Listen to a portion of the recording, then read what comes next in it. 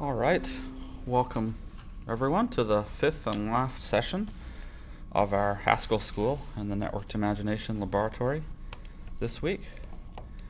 And today we're going to look at parsers, which intersect with a bunch of projects going on here in the lab in different ways.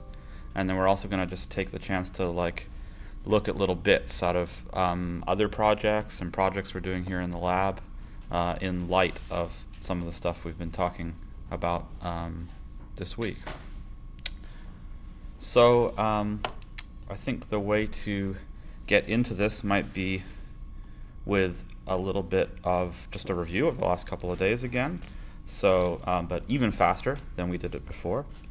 So on Tuesday, we introduced the idea of functors, in other words, things that can be mapped over, and that concept is summarized in the signature of the key function or definition fmap, which takes a pure function, like a function from some value a to a function from some value b, and then it takes a value a that's wrapped in some other type, some more complex type or structure or context, f, the functor itself, and given that, it's able to give us back a value b following from that function a to b, but wrapped appropriately in whatever structure. And then we said there was also a beefed up version of this called applicative functors, from a concrete perspective, the main thing here is this operator, this applicative operator, star and angle brackets, whose signature is something like, given a function that is wrapped in some structure, apply it to a value wrapped in substructure to get another value in some structure. But very, very, very, very similar. And then we saw from there we could talk about an even slightly more beefed up context, the monad, where the key operation was this operation bind, whose signature looks like this, given a value wrapped in some context and given a function, a function from a pure value to some other value wrapped in that same context, give us a value wrapped in that context. So then we saw various examples of all these things. We saw that lists can be functors and monads. We saw that things like maybe values can be functors or monads. We saw that either values can be functors or monads, with the caveat that the monad or the functor here is the either type as well as its left type. So the right type here is the value, whose type might change, but the left type, the error type in the either, is simply part of the monad. So that would, for example, we may be knowing that we could maybe create type synonyms like my error either a, which is either string or a. And then it would be very clear when we wrote types like some function that might not work, we could give it the type my error either int. But this would be a function that if there was an error, it would return a string error message or something like that. This idea that I'm just briefly pointing to here of making type synonyms to simplify more complicated types that have type variables in them, we're going to come back to this again in a second today in connection with parsing. And then we saw I/O. It was a very useful monad. And we most recently, yesterday, looking at doing things with reflex in the browser, we saw various uses of these things. Let's not give them a name, but let's just say that, like, making things exist and interact in the browser is also something that could be organized with a monad. So all of these things have in common that we may be working with values that come out of things while also using some kind of monad to manage the way this context works for us, or rather for us not to have to think too much about how that context works. And so today we're going to start by seeing another context where these types of structures are useful, parsing. And so the interpretation of this context is something like, when you're parsing, what you're doing is you're giving something, like say a bunch of text characters, and what you want to do is get something back from it. You want to know the value of that thing. Often, what you're parsing is a bunch of text characters, and you want to turn that into a kind of tree structure that represents a programming idea. But parsing doesn't have to mean that. It could mean something as simple as, like, here's the text characters from this shopping receipt. Tell me what the what was the total, what was the HST on the shopping receipt. That would be a parsing operation too. So parsing is really just translation. But in this setting, it often means taking text and translating it into some kind of tree structure that represents programming ideas. That's a particular translation that we're often interested in. So the context of parsing then is something like consume. It's a context where source characters, or let's say source things, can be consumed to produce values of interest, or maybe not, or maybe it fails. So that's kind of what the parsing, that's a sort of Coles Notes version of what our context is when we're parsing. In other words, a Coles Notes version of what our monads are going to do for us, that they're going to kind of organize that. So the parsing module that I am most familiar with, and that's used in a bunch of projects here, is this parsing module called Parsec. There are multiple parsing libraries available in Haskell, but this is a really good one. And if we look for Parsec on Hackage, we get to its documentation here. And there's various modules in it. We don't need to have an exhaustive knowledge of all these things for sure. We just, maybe what we can do is build up our confidence in referring to this documentation over time. But let's imagine we're looking at this for the first time. So let's go to that first module. And it even helpfully says this module includes everything you need to get started writing a parser. So there we go, one-stop shopping. And let's skip right here to this type here. It says that we have this type parsec t, and perhaps we will remember from yesterday that conventionally that big capital letter T on the end of a type name is a sign that it's a monad transformer. The documentation confirms that. It says parser T monad transformer and parser type. And this is a bit more of a complex monad transformer than the except T one that we looked at yesterday. This one's got 3 or 4 type variables depending on how you look at it.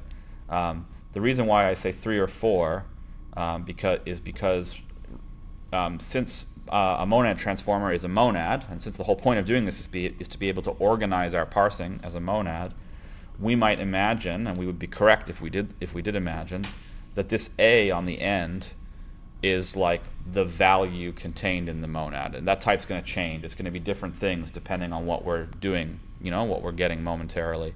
but the type characterizing the monad transformer and the monad is going to be defined by these first 3 ones, right? So like that's a pattern that we're seeing again and again, right? That we have these types that have type variables in them, and the last one is the one that really defines the values that we're returning in these monadic contexts. It doesn't have to be that way, actually. There's no reason for them to be in this order except that it's convenient. It makes a lot of things convenient. So let's just read this description a little bit. It says, parsec-t suma is a parser with stream type s. So what this means is it's the stuff to be consumed.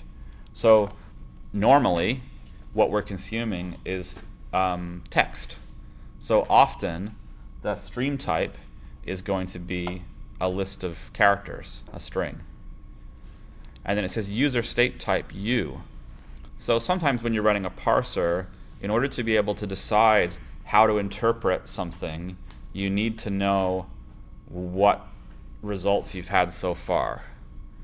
And so you might have a type which would be reflected with a monad, perhaps a particular type of monad called a state monad that we haven't talked about, where you're using that to kind of keep track of what's been done so far. That said, lots of parsing applications don't require this kind of memory of what's happened before, as we'll see. So we'll be able to leave that type undefined in lots of cases. Underlying monad M and return type A. And we often don't need another monad either because we're just taking pure text and we're translating it into other things.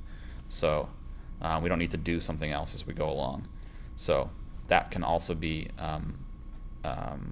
quite simple too. So if I want to scroll down a little bit and show you this. So one type then is parsec-t, and it takes those 4 arguments. There's a lot of variability there. And then if we scroll down, oops, too much, we'll find this other type here, parsec-su. And in this case, it's just a type synonym for parsec-t. The A is not there on the end because they expect that it'll be provided later in context. And the underlying monad has been set to identity, which is a special monad that doesn't do anything, basically. If we click on that, it says identity functor and monad, a non-strict monad, and the identity monad containing type A, all it is a type wrapping a value A. So there's nothing else there. It's just the same thing. So it's something that's technically a monad, but actually doesn't change anything about the type that it's containing. So it's like a non-monad monad. A monad when we don't actually really need one, but our context expects us to have one. So we've got to provide one that doesn't do anything. So what this type then is giving us, right, is a way of giving a type to a parser without having to specify that M, the underlying monad, because it's identity. And taking this a little bit further, if I look for gen parser, which is in this module text parser combinators parsec prim, but it's imported by default when you import parsec. We'll see that this pattern of type synonyms continues. So down here there's type parser, which is parsec string unit, and also gen parser. So let's put all these together in our notes so we can kind of see the relationship, because the way it's separated out in different modules here makes it, I think, a little bit confusing. And back here we had this, and we started fundamentally what we're working with is this.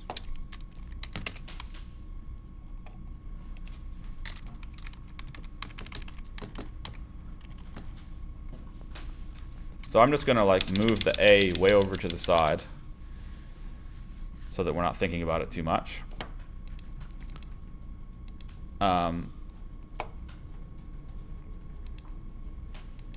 so we have this kind of complicated type variable type parsec t that has 3 or 4 type variables, depending on how you look at it. Parsec is a simpler version where the m becomes identity. GenParser is a version where there are 2 type arguments, but all that happens is that one of them gets turned into a list and the other one gets passed through. And then finally, this is the one you'll see most often. And in fact, when we get to examples, you'll see that we're using some different things in Estuary, and there's no good reason for that. We should probably be using this simpler one at the end. But the type parser, which was the one we're going to see most often in the wild, is just a synonym for parsec string unit. So that's a synonym for parsec t string unit identity. And then in practice, what we'll see is we'll see things like this. We'll see like my parser for cool stuff, and it'll have a type like parser. Let's say the cool stuff has to be a number, has to be an int, so it'll look like parser int. And looking at this slightly messy stuff up here that we got out of the documentation, we know that that's going to, what that really means is parsec t string unit identity int. In other words, a parser that consumes text from strings, doesn't have any underlying monad or user state that it's managing, and gives you back an int, maybe.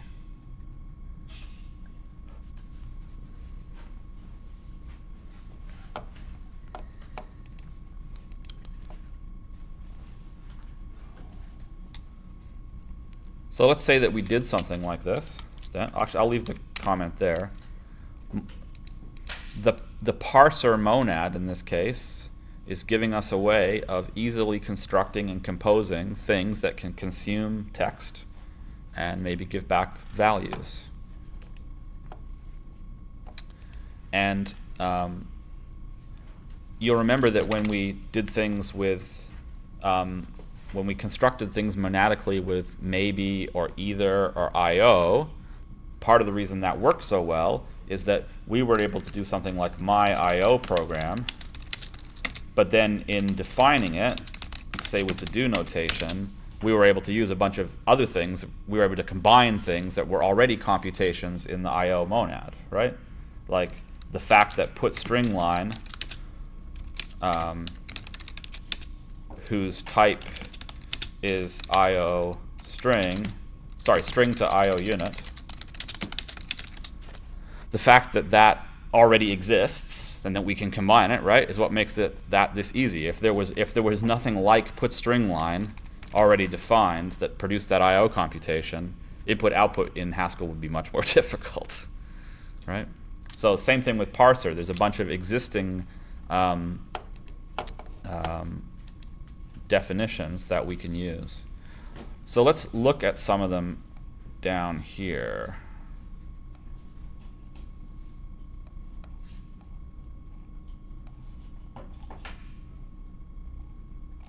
Okay, here's a very simple example. So let's look at this one here. End of file. And it has some class constraints that let's ignore for the second. I don't think they're very important.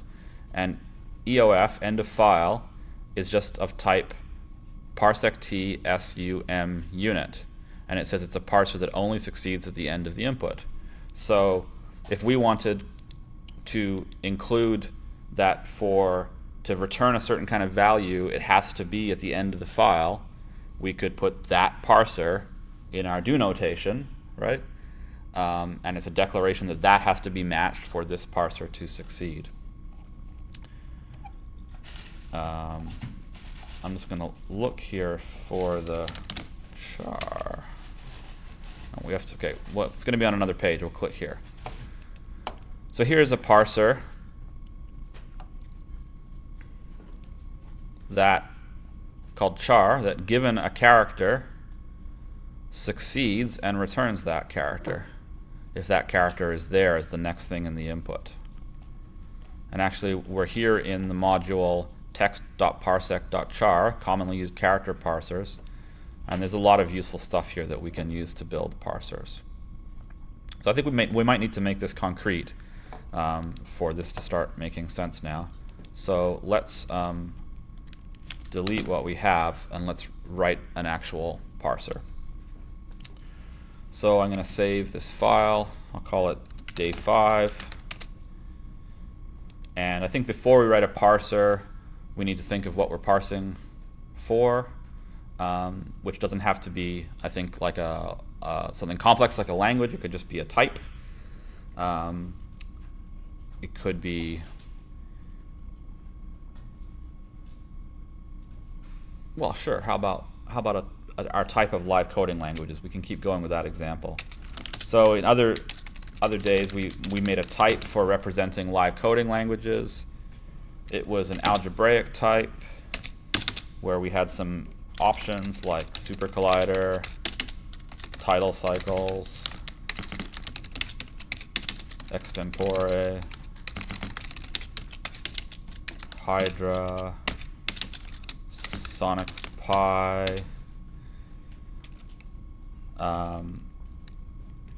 I think that's going to be enough for now. And we made it derive, show, and EQ. So with that, I can load it and make sure I'm on the right track.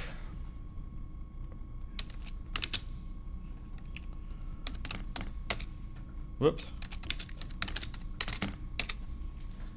And now I have values at my disposal like Supercollider or Sonic Pi, and I can test if they equal each other.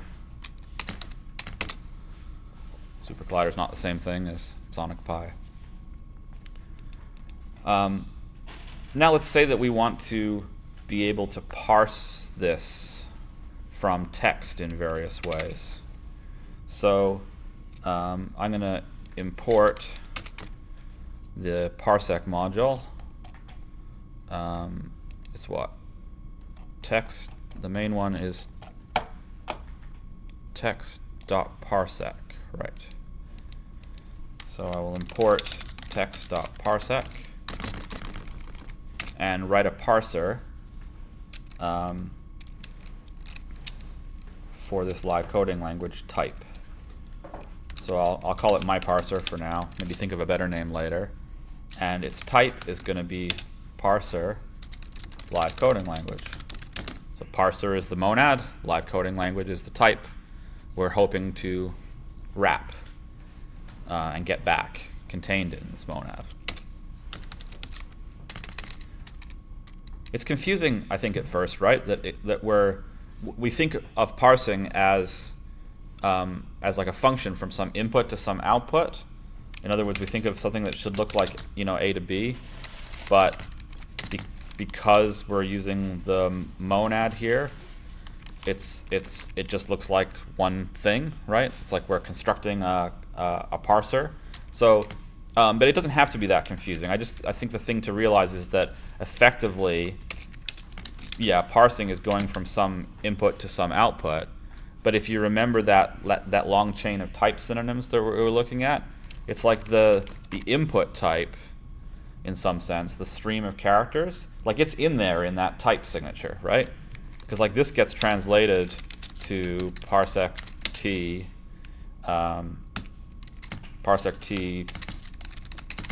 list of char unit identity live coding language. So even though it doesn't have the arrow in it, there are arrows elsewhere because of this definition. And so it's like this is like the input, this is the output. Like it's still there, basically. Just doesn't look like it on the simple surface of it because of our type synonyms and so forth. And so here, what we do is we combine things that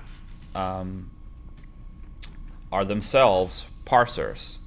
So looking through the module we're just looking at, text parsec char, We have things like spaces, skips 0 or more white space characters.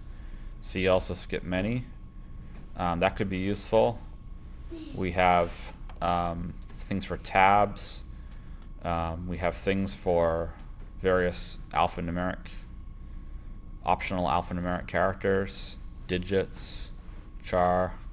And at the bottom here we have string, which parses a sequence of characters that you specify. Given a sequence of characters that you specify, it gives you a parser that matches those characters and returns those characters. So in other words, if I do something like this,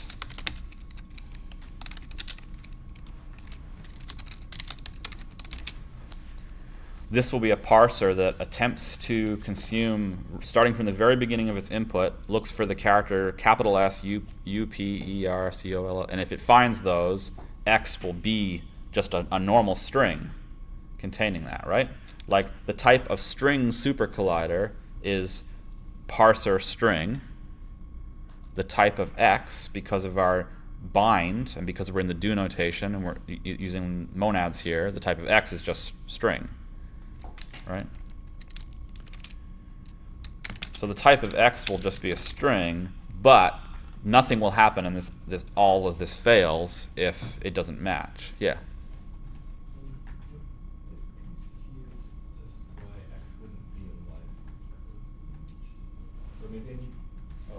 Yeah, so the question is why X wouldn't be a live coding language. Oh, because strings return strings. Yeah, and the answer is because it's just from the definition of string here. String is the type is from a string, which in this case is the one we're providing here, Supercollider, to this type here, which we're calling it parser instead. It's a much more specific version of that same type, but it still fits.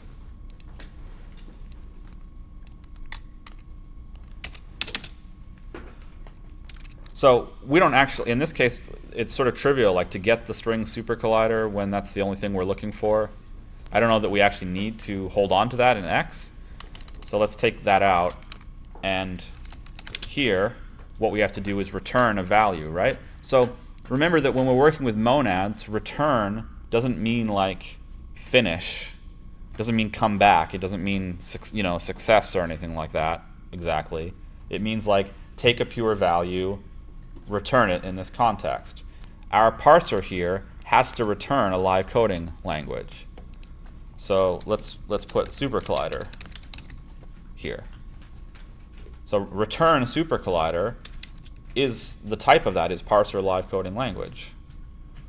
So this makes sense. So the interpretation of this is something like if the next characters that we're consuming are these characters, then return the value Supercollider. But actually, we need to return a bunch of these, right? So we're probably going to use an operator that is, instead of using the do notation, we might actually use an operator that is provided and is commonly used in this Parsec module. It's this module here, this operator here, the bar in angle brackets, which implements choice. And let's not look too closely at the details of that right now. Maybe we can come back to that. So we could do something like, perhaps like this, string Supercollider, bound while discarding the output to return Supercollider.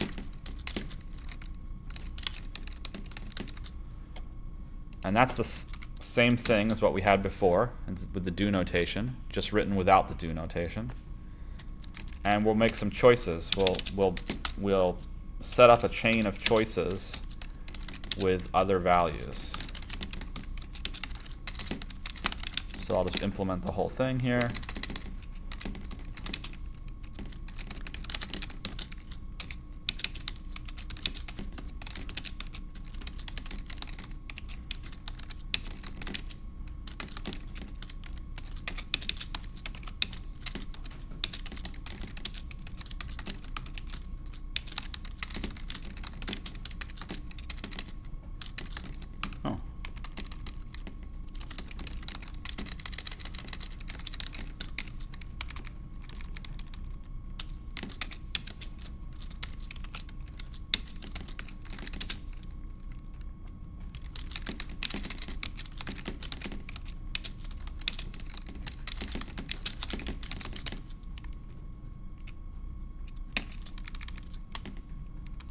And so what's going to happen is it's going to try to do this parser, but if that fails, then it's going to try to do this parser, but if that fails, it's going to try this one, so on and so forth. And if they all fail, then this parser, my parser, is going to fail.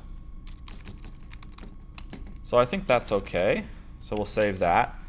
We just need a way of actually using this thing. Like we have a parser, but what do we do with that?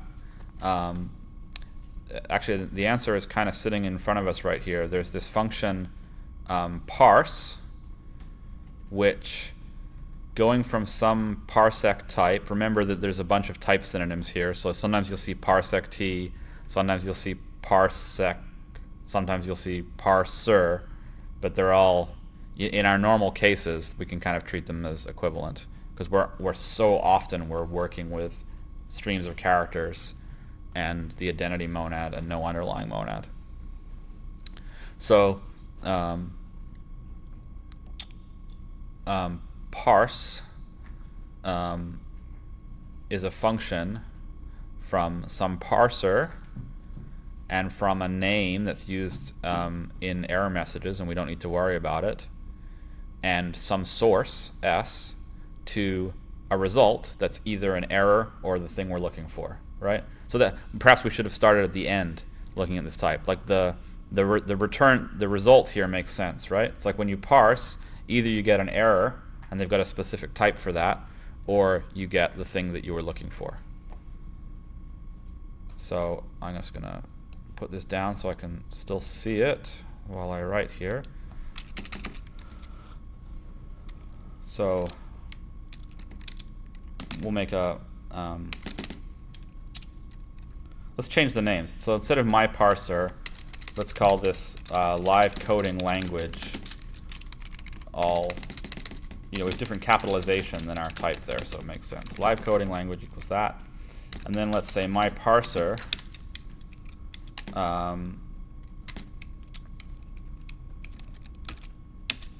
is a function, we'll say my parser is a function from string to either parse error or live coding language.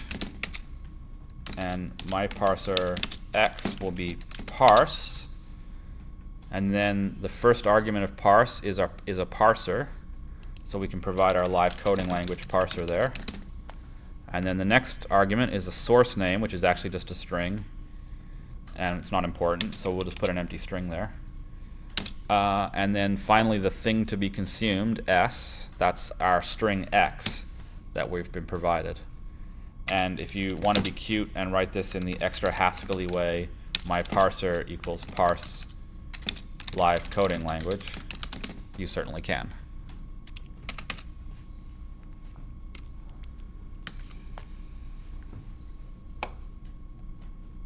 So I'm going to try to load this now. Yeah, reload. Not in scope, type constructor or class parser. Perhaps you meant parsec imported from text.parsec or parsec t. That's weird. Because we do import that module.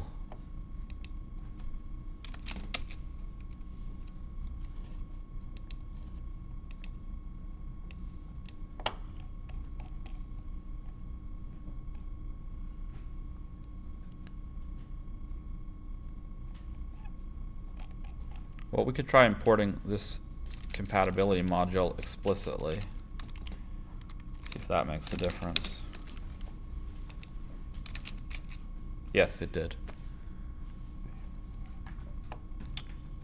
So that's I think we had to do that just because, well, I'm not super sure why, but something we're using that we thought was in text.parsec seems to have been in a adjacent module instead. You'll get those little confusions from time to time, especially as stuff gets moved around in different versions of the modules. Yeah. Yeah. So now we can try our parser out. We made a kind of top-level function. It was called parse, and all it does is take a string and gives us a parse result, but it's trying to turn it into a live coding language. So if I say parse Supercollider, Oh, we get an error. Couldn't match type list char with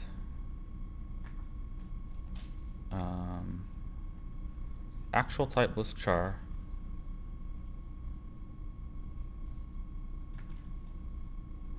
What did we do wrong here?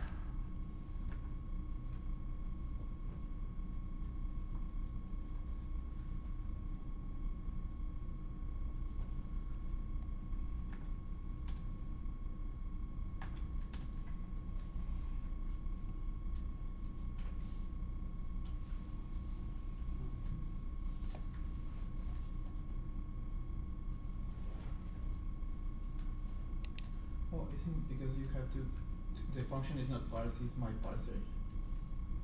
Oh yeah, thanks. Duh, yeah. Morning brain. Yeah, thank you. Yeah, our function wasn't parse. Parse is the built-in thing, is the thing we're using. It's part of parsec. Our function was called myParser. So myParser, Supercollider, and we get a write value Supercollider. Like we succeeded in parsing that text as Supercollider. So let's test all the cases here and then some other cases as well. So myParser Supercollider gave us a Supercollider. myParser Chuck gives us a left or an error, and the message is unexpected, expecting one of these things, right? So, and I think we kind of see here also what's kind of cool about using these parsing modules too, right? Like our parser, our left value there, the error message, is kind of informative actually, right? There's a lot of logic there that we got for free. And we could make it more informative, and there's some techniques for that. But even before we do any of that work, we're already getting, you know, some extra free parsing goodness. So that's cool. Well, let's keep checking. So we've checked Supercollider. Let's check TidalCycles. Let's check Extempore. Let's check Hydra. Oh, just my typing mistake there. All good. And now let's check Sonic Pi. Uh-oh. What happened there? So let's pay close attention here at what's happening here, if we can.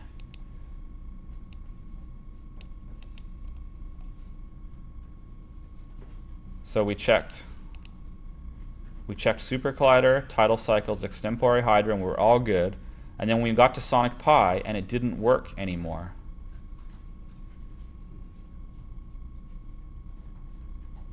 And so what is it about Supercollider and Sonic? What's the relationship between Supercollider and Sonic Pi here? Like, look, see how it says we did myParser Sonic Pi, and it says unexpected O, expecting Supercollider. Oh, the first letter is the same on Supercollider. Exactly. The first letter is the same in both of them. And Supercollider worked. We were able to parse Supercollider. Whoops. Supercollider. We were able to parse Supercollider, but we weren't able to parse Sonic Pi, and we got a message about Supercollider when we did it. And so the reason is that the way that these parsers are set up is that this parser, string Supercollider, it's like a combination of parsers for each of those characters in a sequence. And if a parser consumes, normally if a parser consumes some of the input because it matches, that input is gone. It's been eaten up by the parser. So the S isn't available for the Sonic Pi, right? And so what happens is that this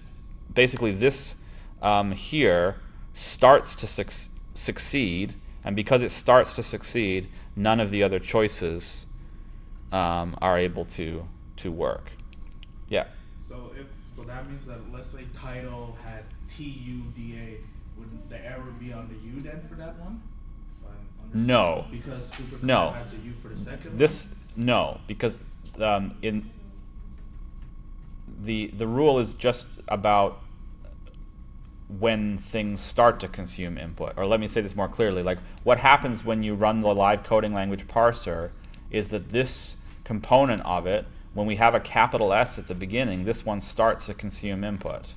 And because it starts to consume input, that input is not available Okay. for any of the other choices Yeah. anymore.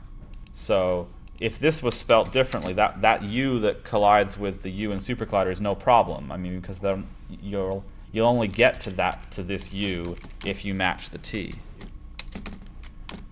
So there is this is a common situation, and if we look, it's kind of hard to look through the Parsec documentation because it's in like 7 different files, and it's hard to remember what's in what file. But if we look for hackage, Parsec, try, I'll look for try. There it is. So see, there's this function try. Both it's like a function A to B. What you give it and what you get back are both parsers. So it's like changing the behavior of a parser, right? And the first sentence tells us everything we need to know. The parser try P behaves like P, except that it pretends it hasn't consumed any input when an error occurs. So we can use this to solve our immediate problem. However, ultimately, we're going to have to think a little bit carefully about these things because when an error occurs, it pretends it hasn't consumed any input. This could impact the way that error messages get generated for our parser. But we don't care too much about that. For now, we'll just go try string Supercollider. And we should probably do it for all of them, but none of the rest of them have any letters in common, so we don't technically need to do it. Just that. Now if I reload, oh, ambiguous occurrence. It could refer to text parsec.try or, okay. Okay, this is an interesting error. So try is in both of the modules that we're importing there. And I'm pretty sure it's the same thing in both cases because it's the same module. So this is a bit of a silly error. So sometimes when we had ambiguities, we resolved them by typing out the full name of the definition. But this seems pretty silly here to me, like, because we're going to be doing this a lot. So typing text.parsec.try every time we use this, I'm not going to do that, sorry. And we also saw that we could resolve these kinds of problems by importing a module as qualified, like import qualified text parsec as T. Or even, and in that case, everything from that module is only available with a T dot before it. Or even if we don't put qualified and we just say import text parsec as T, then everywhere we use try, maybe we could use T.try to resolve the ambiguity. But that still seems silly to me. Like we're writing a parser and we're importing parsec. Like we gotta dial down the silliness here. Like there's only one try function and we want to use it. So like I want to do that. Like I'm committed to that. It's try. I'm gonna call it try. It's ridiculous to call it something else. And so here, because of the silliness we're dealing with a little bit here, I think what we would do to resolve this would actually be use the keyword hiding here. So we go up to the second one and we do hiding try. And that means it's going to import everything from text parsec, and it's going to import everything from text parser combinators.parsec.prim except for try. And there won't be any ambiguity anymore. And no silliness. And we're good again. And now when I try my parser with Supercollider, we get Supercollider. And when I try it with Sonic Pi, I get a Sonic Pi. So we're good again. But let's keep pushing the envelope a little bit. So what if we do my parser Supercollider all lowercase? Uh-oh. Doesn't work anymore. Because of the case sensitivity, right? The capital letter S and the lowercase s are not the same thing.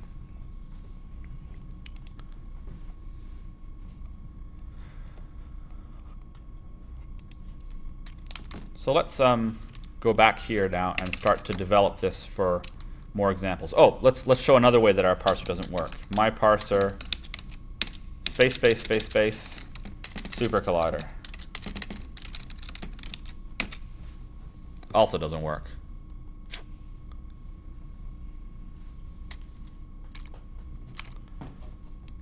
So it seems like there's different ways of writing Supercollider, and we're not matching those, and it seems like we're not handling spaces either.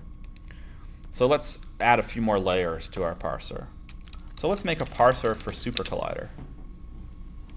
And its type will be live coding language, right? Like we can't do this, in case anyone was thinking this. We can't do Supercollider parsers Supercollider because Supercollider isn't a type. The type is live coding language. Supercollider is a constructor, like it's like a function that makes a live coding language value. But if we can certainly make a parser that only produces that value, and its type will be parser live coding language.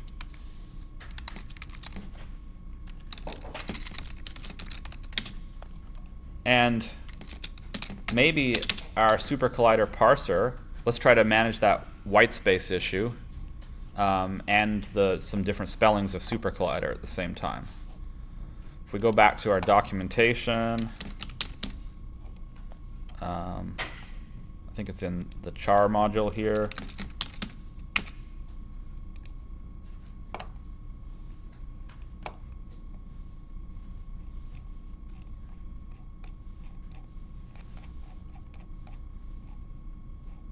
Or no, maybe it's in text.parsec.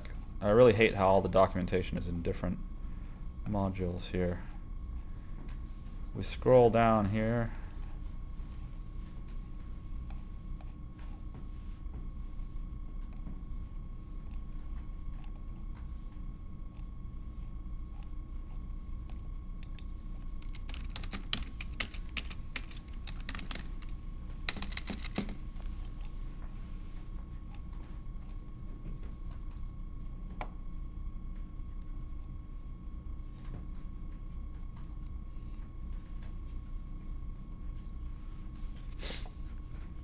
Well, I think what we're looking for is just this here.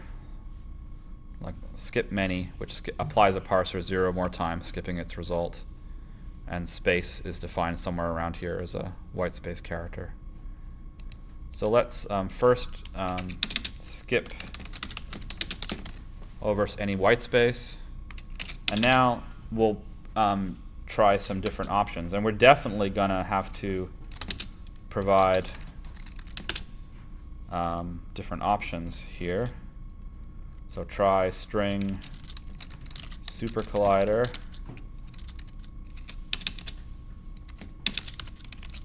But another choice might be try string Supercollider. And another choice might be try string Supercollider. And, well, let's leave it. Well, actually, sometimes people just say SC, don't they? And sometimes people say SC. So there are 5 sort of subparsers there, each of which would return their string. We could, if we put a binding there, we would know which one they picked and we'd be able to do something with it. But we don't actually need to know which one they picked in order to accurately return a live coding language. So we don't need to do that. We can just put return Supercollider. So depending on the styles of programming you're used to, this might seem a little bit counterintuitive at first. Like we're not saying something like, if they write Supercollider, then return Supercollider, or if they write Supercollider all in lowercase, then return Supercollider. We're just putting in parsers for those values and then returning. And this behavior, because of the monad and because of parser here, is that we never return Supercollider if none of these succeeds, right? Like subsequent parts of this parser computation fail if earlier parts fail. So for us to return Supercollider, we have to skip 0 or more spaces, and then one of these ones has to succeed for this expression to succeed. So if we... You're missing just one quote in the first try. Yeah. So let's just go back here, and instead of, let's replace everything here with try Supercollider. So we're just using our second layer of parsing here in our first layer.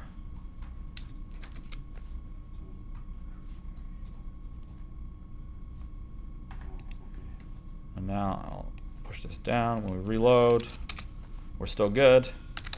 And I'm going to test it. If I do my parser SC, I get a Supercollider.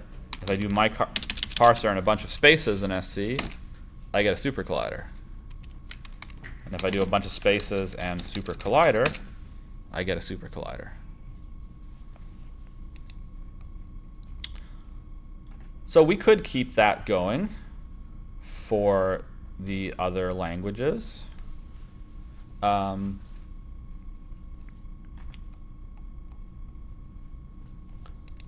But let's add another layer of complexity to this first. What if you can put comments in this? Like, what if we want to be able to parse this? Don't read this. Supercollider. Well, that's not going to work. But it kind of, like, it should be able to work, right? We should be able to make a comment, especially if we think that we're parsing a programming language. What would we have to do for that? The character thing, no? And what if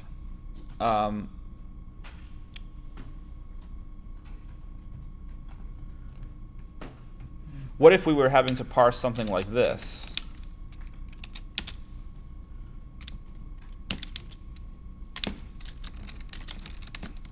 Because our live coding language parser was part of another parser. So we needed to be able to know that Supercollider is a value, it's a live coding language that we can assign to something, and that this is a valid expression, but this isn't a valid expression, because Supercollider is already a reserved word in our little language that we're making. So it turns out that both of these two things, to do with comments and to do with reserved words, they are some of the challenges that are resolved if we tokenize the language first. So in other words, if we make some declarations about how different types of symbols, like words, reserved words, and stuff, are formed in the language, including comments, so that can all be taken into consideration when we do our parsing.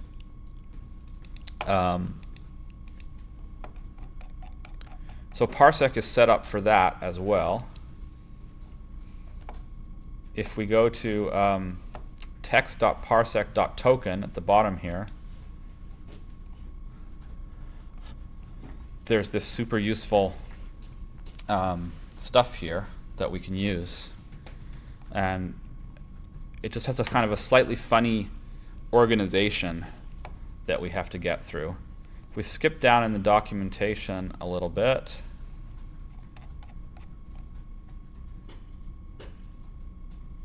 we'll see that there's this function makeTokenParser, and it goes from a generalized language definition over 3 types, just like our parsec type, to a generalized token parser. And a generalized token parser is this data type that contains a bunch of records, and if you look at them, they're all parsers. So basically what we're going to do is we're going to make this language definition. We're going to use makeTokenParser to get this token parser type, and in that token parser type we'll have all of these parsers that we can use. So it'll be more clear when you see what we do. So we're going to import text.parsec.token.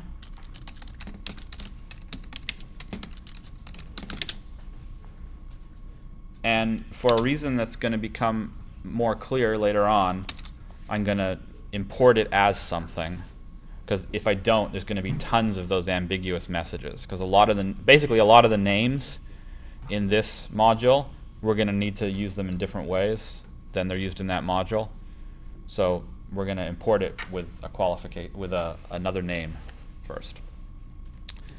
And our goal here is to make a token parser. So we'll have some type called, we'll have a definition like my token parser, and it'll be of type gen token parser. Here, I'll put that down for you.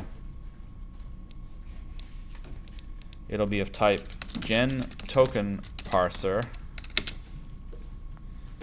and we can actually, I think we can leave. Actually, we better.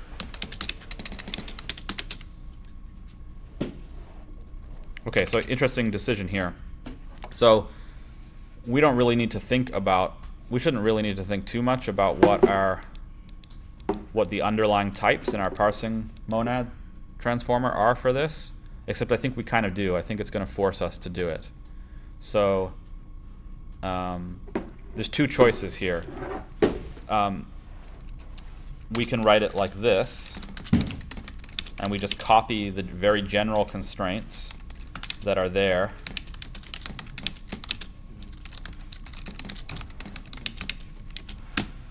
So this is like saying my token parser is a general token parser, SUM, provided that S and M fit with that stream. Sorry, provided that S and M fit into that stream constraint. So we're just repeating, we're not thinking about it, we're just repeating the rule and hoping it'll work. That would work, but I think it would be better to just think about what our types are.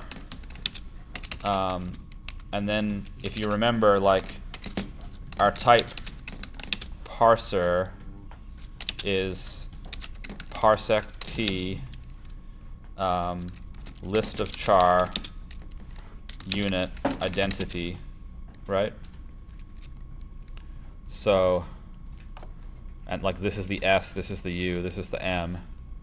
So we could just do my token parser equals gen token parser list of char unit identity. I know this is kind of ugly and painful. Sorry. So that's precisely what our parsers are in the way we're working, so it makes sense to do it that way. This first one wouldn't work at all, because when we say gen token parser SUM is the type and we don't put any constraints on it, we're saying that the S, the U, and the M can be anything, and that's simply not true. It can't be anything.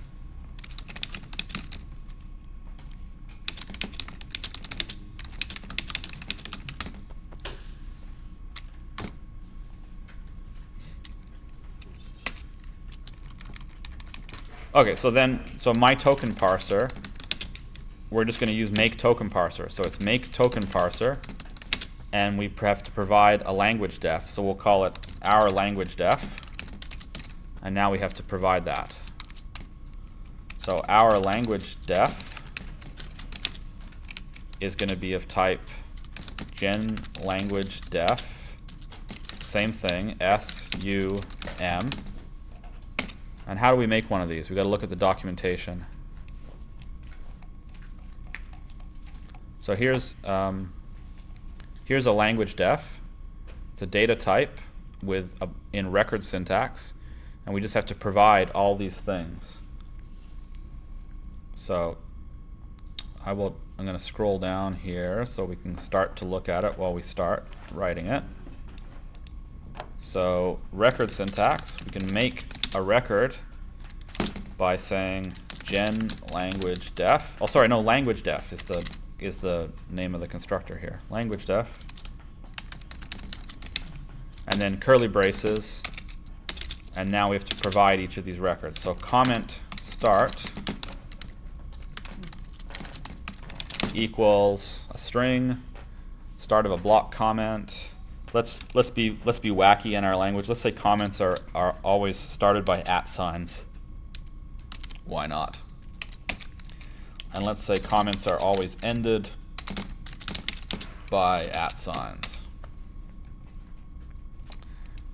And a line comment, like a comment that is only in one line till the end of the line. How about 2 @signs? Nested comments is a bool, so true or false. It says if the language supports nested block comments. Do we want nested block comments? Yes. Really? I felt like saying no just to be like arbitrarily dictatorial. Okay, Like, yeah. no, you can't have nested block comments in this language, even though there's no good reason for that. Yeah, that's Just true. because feel our power as language designers. That's true. That's true. So let's say false. And then now the next one, so if you look at the next one, it's a parser. So ident start, this parser should accept any start characters of identifiers. And so by identifiers, I think they mean like, you know, anything that could be a name of something, like the name of a variable, the name of a definition, the name of a live coding language. And here we don't provide just a list of things. We provide a parser that returns a char that would succeed this. And they give us some example. They say, for example, it might be a letter or the underscore, right? So actually, that's a pretty good suggestion. So let's go with that. So in our language, identifiers can start with a letter, or they can start with the underscore character. So you see, like we're just using that choice operator in the parser monad again there. This is just another one of our parsers like the ones we were writing a second ago. But it's going to be used to construct this token parser record. And then ident letter is anything that can continue an identifier. And they suggest a possible value is the same as what can start, and I agree. Now, what about operators? So what kind of, these are often symbols. Operators are things that go in between identifiers in a certain view of how programming languages are parsed. So we don't really have any operators in our language yet, do we? So let's leave it. Let's just leave it as empty for now. So we need a parser that always fails. So I think we could do this with one of and an empty string. Not super sure. We'll find out. And we'll say one of an empty string for operator. The letters in an operator because we don't have any. And now we get to reserved names, which is a list of strings. And the significance of this reserved names and reserved op names, if you look down, what we're going to get in a second from this is a bunch of parsers that are constructed for us to help us parse our language in a slightly higher level way.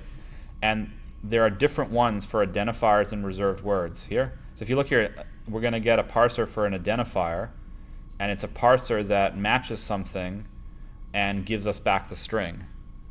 So it gives us back the string that we're matching. So that would match like our, remember we had an example where we were like x equals Supercollider. X could be an identifier, but the user might have typed Y or Z or my language or who knows what. So we need to know what they typed, but we don't want to constrain what they typed so long as they're not breaking any other rules. So this parser type here, like a parser string, makes sense. Like match some word like that could be an identifier and give it to us. But then there's also reserved, which also is going to match words. But here, they're words that are built into our parsing system. We don't want them to be kind of freely chosen by the user. And we usually only want a given parse to succeed if that matches. So because we have this distinction between words that the user might choose, which are legal, and there kind of could be anything, versus words that we already know exist and we want to match, there's this thing between like reserved and not reserved. And that's what this, in our setting up our language definition, that's what we're dealing with here. So we have some reserved words, I guess, like we might put in our list, you know. Actually, we have a lot. This could be a long list if we really wanted to do this properly. For now, I think it's more important to just identify the concept. So let's put some stuff in. We won't put all the possibilities in.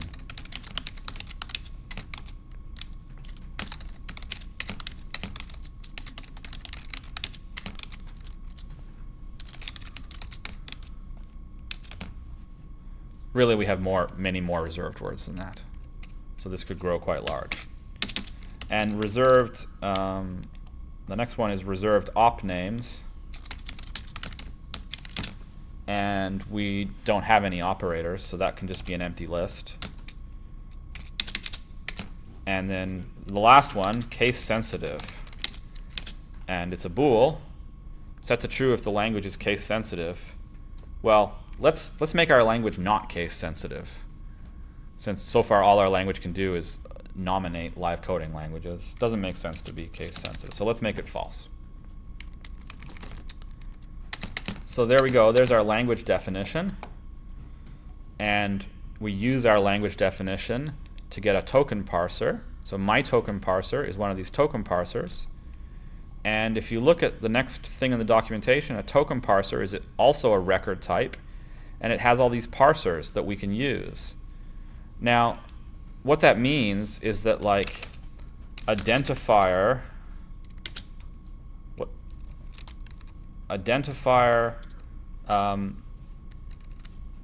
my token parser is that parser. But we don't want to have to write that every time we need to identify identifier. So what you'll see instead is people will do this. They'll make a local definition identifier that equals the identifier from this module extracted from, you know, applied to our token parser. So, and what we'll do is we'll make those assignments. We'll make them for everything inside this record here. And this is why up here we imported text.parsec token as p, so that we could do this and have the same names. So now we're just going to be able to write identifier, but identifier is like the identifier field from our token parser extracted with p.identifier. So let's just write all of those. So I got reserved equals p.reserved my token parser. Whoa, there's lots of them. There's lots of them, but we probably would only do this once for a given project.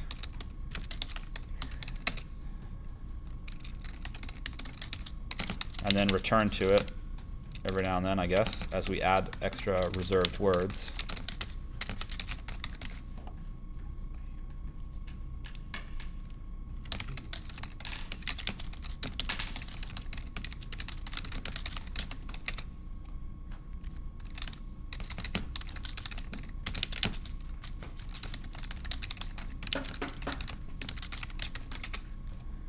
Too much typing.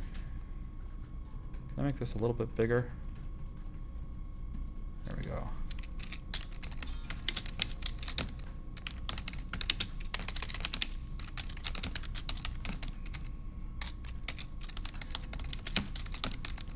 Perhaps some of you are wondering, shouldn't we be writing explicit type signatures for each of these things? And I think the answer is no, that's too much work.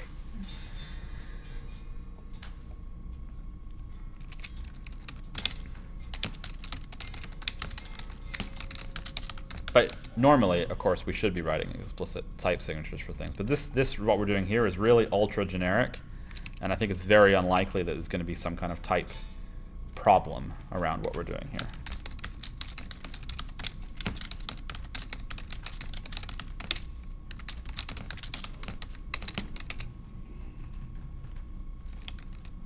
There are lots of these things, but hopefully as we're typing them, we're getting excited by their power. trying to keep people motivated.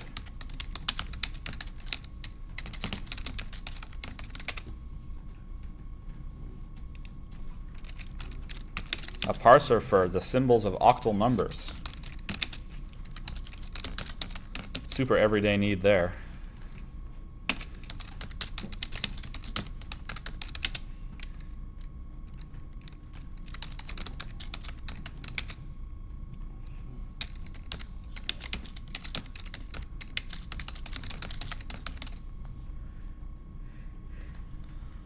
Whew, almost there.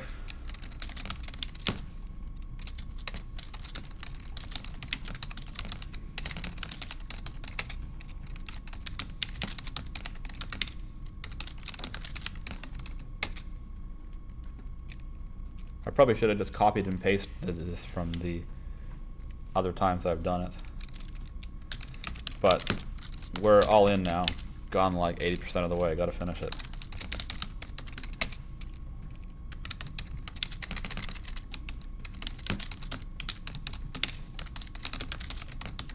So some of these are interesting here. Most of them, I've just been typing without commenting on them, but look at these ones that we're typing now at the end. Parens, braces, angles, brackets. And if you look at the description, it says, let's look at the description for parens.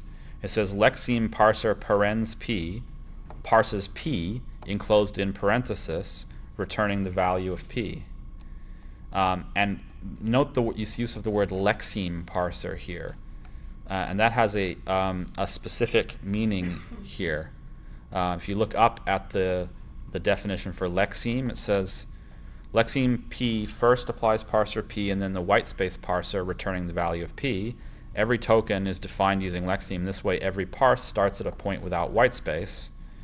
So looking at parens here, there's another higher level wrapping around this. So this is a parser that we give it something that we want to match only if it's in parentheses, and this parser will succeed only if that thing is in parentheses and whitespace, so long as it's not at the beginning of the expression, will be managed for us, will be ignored for us, including the whitespace of comments.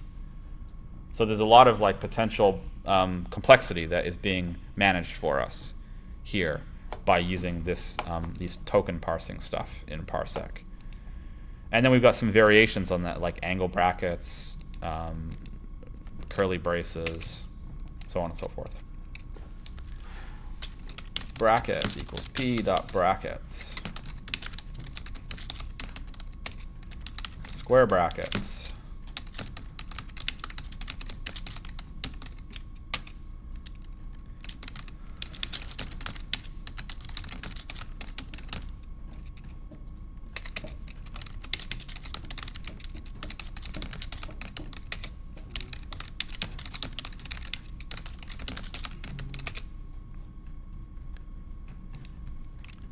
Oh, the end is in sight.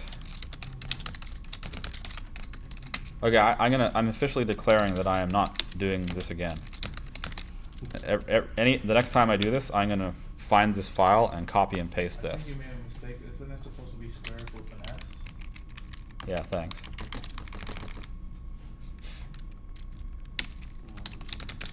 This is the last time in my life I am extracting records from this module. And you do this From this for type. Like all the languages you do or something, if you did it in Haskell? Yeah, so I'm officially going to call it P every time so that I can copy and paste this. I'm committed.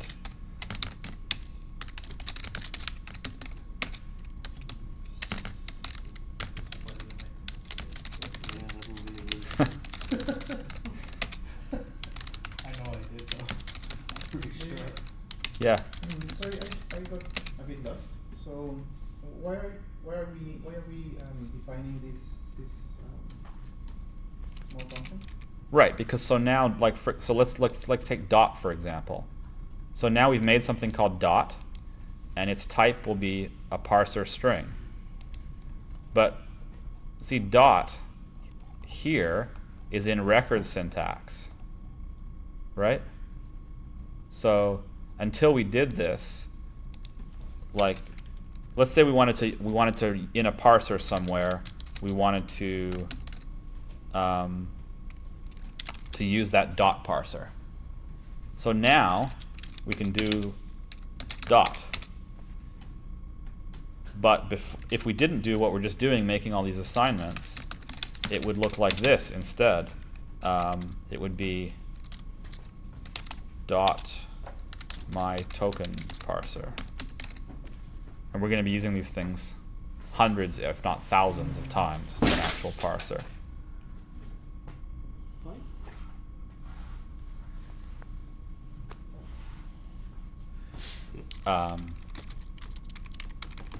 So a bit tedious, but there you have it.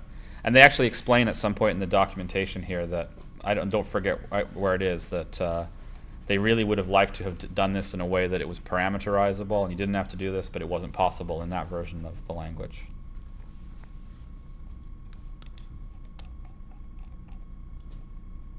So I think we're done, so now we can use it somehow. Get rid of the extra white space. Now we'll go back to our work. So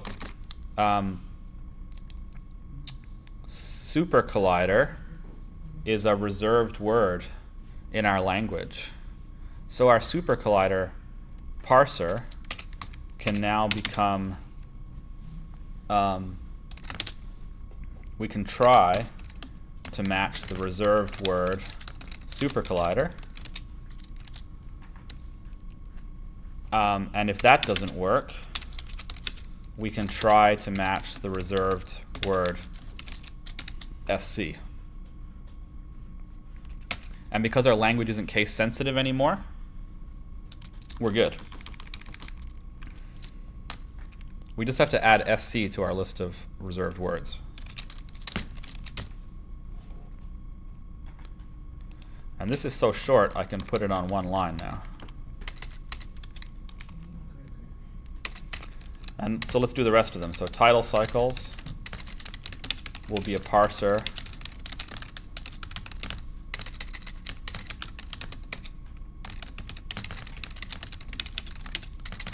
And there's only one way of typing that, so we don't really need to. Well, actually, sometimes people say title, don't they? Yeah. So we should do that. Reserved, TidalCycles. But if that doesn't work, maybe you try the reserved word title. So we have to add title to our list of reserved words as well.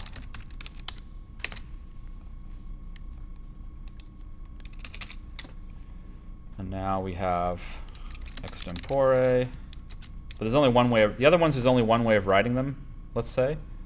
So maybe what we have here instead is Supercollider, or, well, actually, Supercollider, or TidalCycles, or these things. But we're not going to use string. We're going to use identifier. Actually, no, these are reserved words too. These are reserved words. We set them up. So this can be reserved. Oh, we didn't have any return value in our Supercollider and our TidalCycles thing, did we? So let's just use do notation. So do, we try, if either of those things matches, then we return Supercollider. If either of these things match, then we return TidalCycles.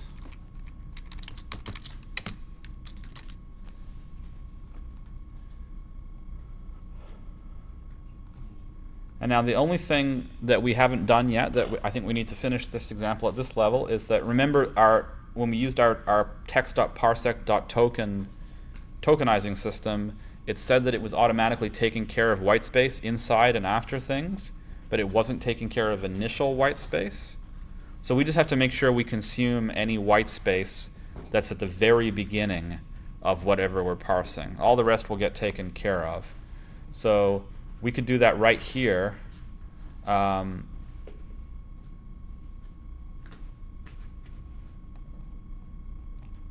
or we could do it in our live coding language thing. So let's do it here. Let's do and then we have a parser especially for whitespace including comments now.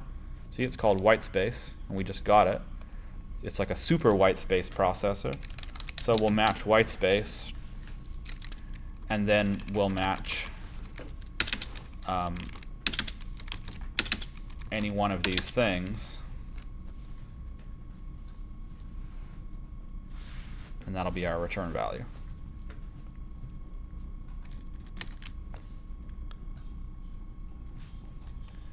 Are we still good if we reload? Ambiguous occurrence reserved.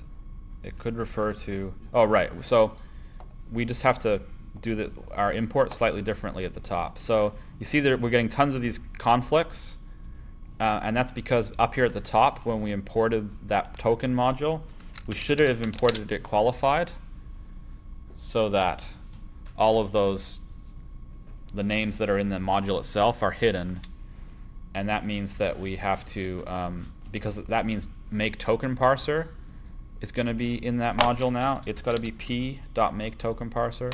This type has to be p gen token parser, and the gen language def has to be p.gen language def, and our language def has to be p.language def. Everything that we used that was from the text.parsec token module now is only available, because we added the word qualified, it's only available if we put p dot before something. So if we forget one of those, we're going to get a message about, you know, that thing not being available. Probably we just have to add the p dot to it. Gene language def as well. Pardon me? P dot gene language def as well. Yeah. Yeah, all of that was stuff that came from that module. Yeah, and then language def. Not in scope, case sensitive. I might have made a mistake here. Oh yeah, in our also everything in our language def here, all the fields, those are all things that are from that module too. So they all need the p dot.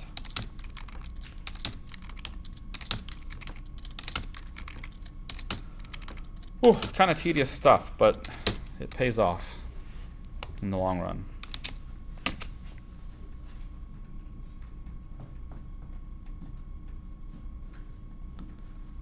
And this is supposed to be nested comments, not nested comment. Not in scope, type constructor or class identity.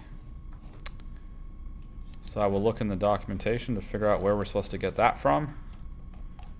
Data.functor.identity.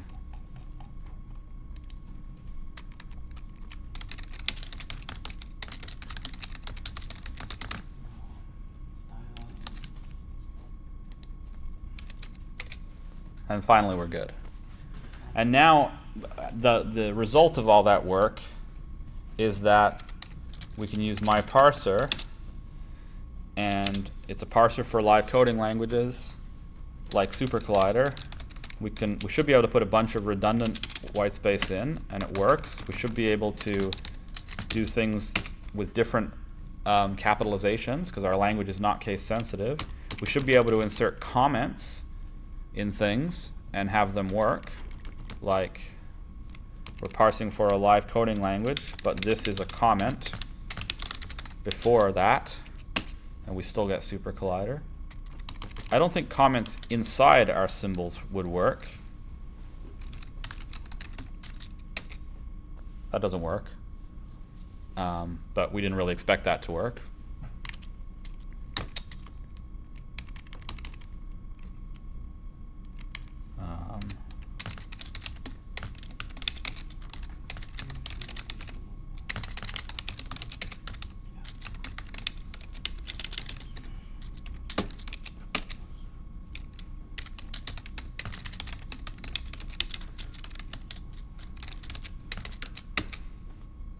So our parser has got a lot of flexibility here. We've got comments, we've got nice handling of white space, we've gotten rid of unnecessary case sensitivity with minimal work, And I think if we wanted to continue to develop this, maybe we'll take it one step further now and then stop. But having done that sort of slightly tedious setting up of the tokenizing thing would probably continue to pay off in terms of making things more elegant. So the last thing I wanted to do about parsing here is just to say, is to make this a little bit more complicated in terms of what we're parsing. So let's go back to our live coding language. Our live coding language right now is Supercollider, TidalCycles, Extempore, Hydra, Sonic Pi. So we wouldn't, without the comments and without the whitespace management, we could have got something, a parser for what we have here just by auto-deriving a class called read that lets you turn text into a thing. The auto-derived instance of read, of course, is going to be very primitive. It's not going to give us all the complex behaviors we just got by using parsec. But maybe for some things it would be useful. But actually, I think for most things in the end, it's not really that useful because of all of the cases and complexity it doesn't cover. But to show something that I think, like to show some of the power of this parsing approach, let's make a change to our types here. So let's say that with Supercollider, there's actually 3 versions, right? There's Supercollider 1, which is from like the mists of time, and there's Supercollider 2, also from the mists of time, and there's Supercollider 3, which like we've had forever, basically, 20 years or something like that. We are in the Supercollider 3 era right now. But let's say that we want to actually reflect this somehow in people's choice of languages. So we're going to change this to Supercollider int instead. And now the way that this works, like the way it would work if we used read, it's not appropriate anymore. Like read will auto-derive things that will work for that pattern, Supercollider int, but the chances that those are the things that we actually want are really, really low. What we really want to do is just change our parser so that you get Supercollider values with the version. So if we go down here, we have our Supercollider parser, and now the only thing about this that's invalid is this Supercollider, right? It has to be Supercollider X, and we have to figure out what the version is somehow, right?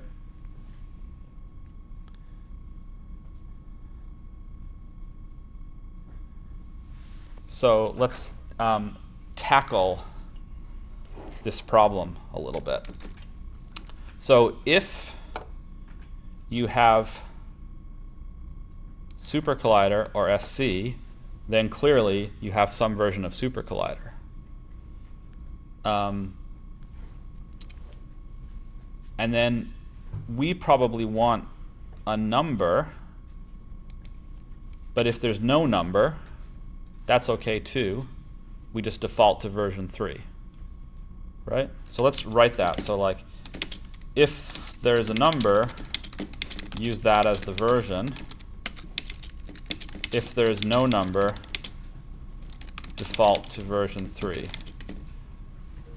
So that's what we're thinking about here. I'm going to take a break in a second. Okay.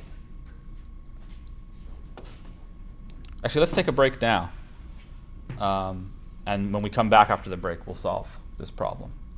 So we'll take like a 10-minute break and we'll resume at 11:45.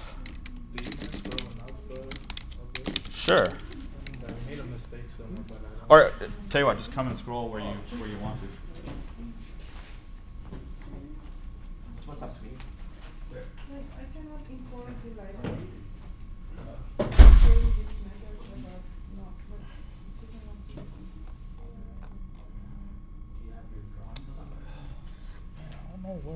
I have a mistake. I have a weird mistake.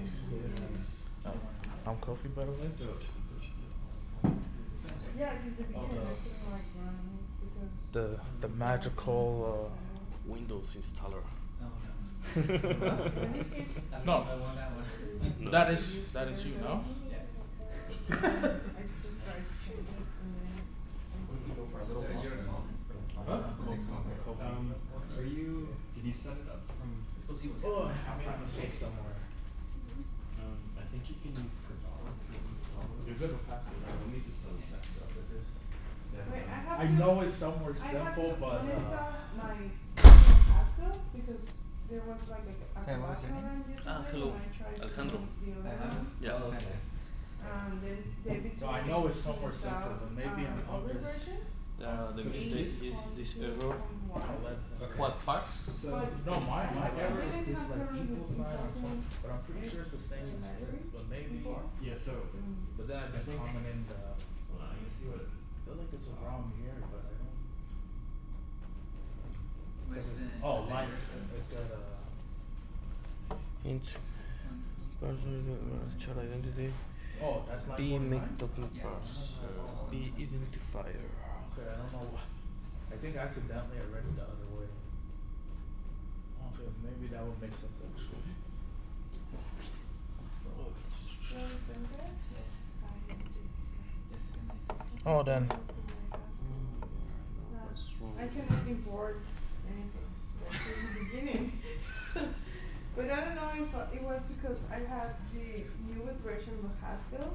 Sorry, man. for the Well, days, and I you- didn't have you need any to copy problem something? with What importing line are things. you at? But yesterday when I 112? tried Yeah. to just do need another one thing, I had a problem with Cabal. one little problem. Because I Just couldn't let me apply No problem. see it, the Estuary and I will put you back there. compile it because like it was saying that I had a problem with Cabal. So David told me that I need to uninstall Haskell and then install an older version of Haskell.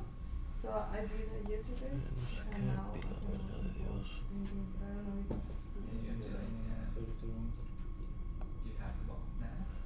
I don't know. I just installed an old version of the I think I do have to because I tried to do the thing with the What's story again, happening? and it says that I have problem with Cabal. I just saw the error. Ah, voila. Parsec? Is that the library? Parsing. This part? What was the name of the package? Yeah, I think it's just Parsec. no, but then we have to do parser combinators as well. Yeah, those are the modules that are in Parsec. Yeah. Is it not included in, is it included in Hulu? Well, it's not looking like it. So where you need to see this one, no? Yeah, no, below. I don't Can you even see know. that? It's around there. Somewhere Oh, here, yeah, no? you have it You might have with just Excel. installed it Yeah. previously. Fuck. Yeah, it's called Parsing. Parsec. The Cabal. Cabal install Parsing. Cabal install Parsing. Here? In the bottom right, you have line numbers. If you move your cursor. Huh? Like in the bottom right. Oh, sure. Cabal It's like install. wherever your cursor Yeah. stands, it's just down there. Sick. What? Ah, yeah. Okay. Saying this one. That one's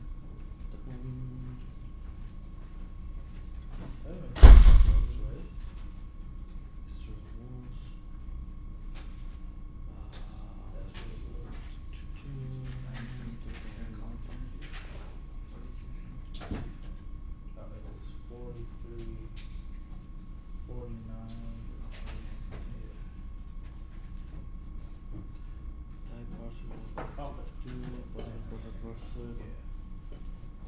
Oh, I didn't. Gosh, yeah. Oh, yeah.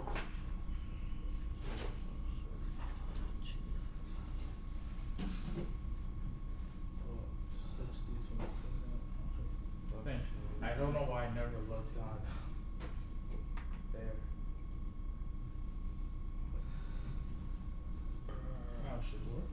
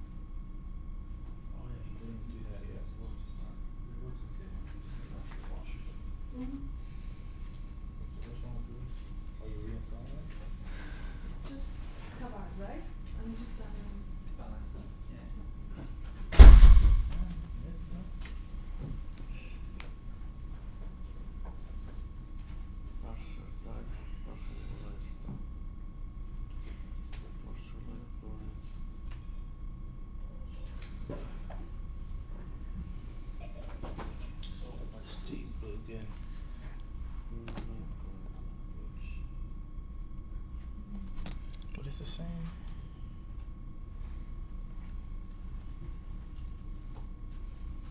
It's the same. Oh, yeah.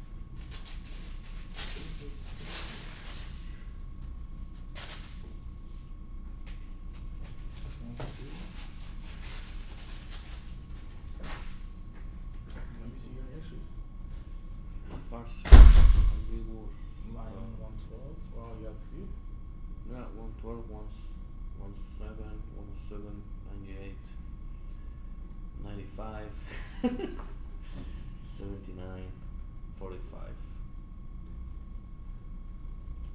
There's something with my models, like some sort of ambiguity and not identifying the constructor or the class.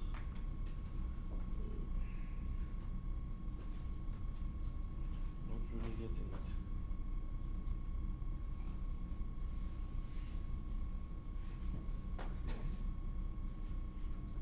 Oh, I'm supposed to do this. Get off.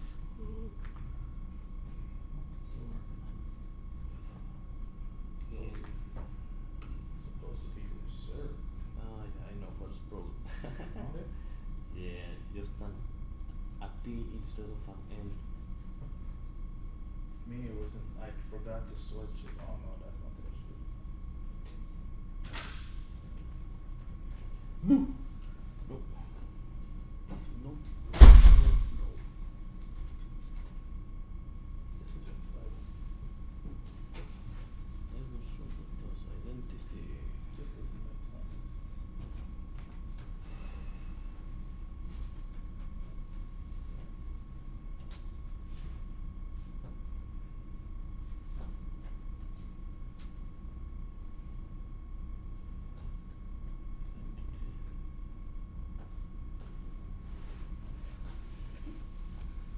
Sorry, I will move this, eh?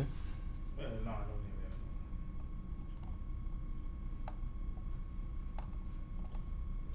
I found my issue after a while. No, I have no clue what's wrong with mine.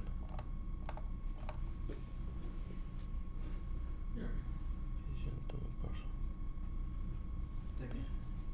Make token parser. Agent token parser. Make token parser. Identity. Now I have the same issue. Cool. What's the thing? Yeah, I have this. It's not identifying the. Well, parser. There's an ambiguity with it. Yeah, so it's the what you have at the top. So if you look at your imports at the top, Oh. and you look at the imports. Yeah, once I used the word to- Yeah. So we did those corrections at various points as we were going along there, because of these issues. Okay. Oh.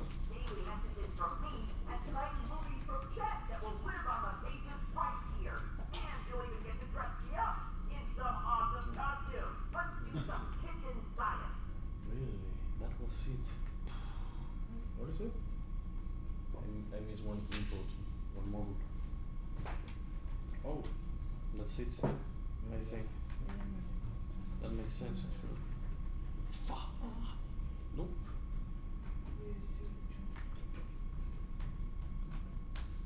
Nonsense.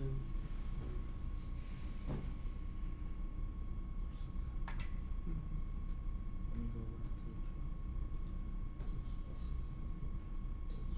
You just have to keep the one. I can try. Photo.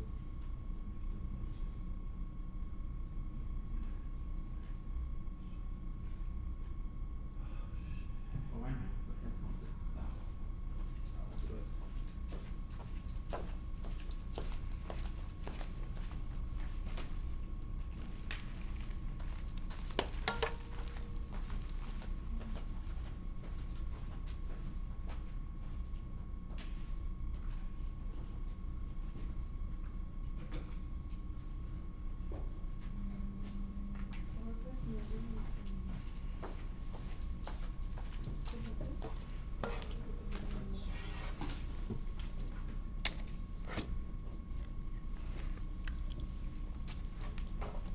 All right. So let's come back to our challenge here. We changed our Supercollider constructor so that it took an int. Now we have to change our parser for Supercollider so that it gets that. So if we look at the documentation for that token module that we just added, where did they go? Here it is, text.parsec.token. And then there was this big list of parsers that we got for free, sort of, by virtue of all that. And there's some that are for numbers. There's a one for a number here.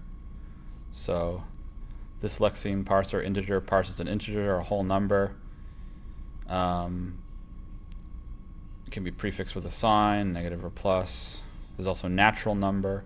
In the case of Supercollider, actually, natural number is going to be enough, right? Because there's just 3 versions, 1, 2, or 3. If we were trying to parse something more complicated, like a floating point number or something that could be negative or positive, we'd have to maybe cover a few more cases here from this stuff. But this particular example is simpler. So there's some possibilities, right?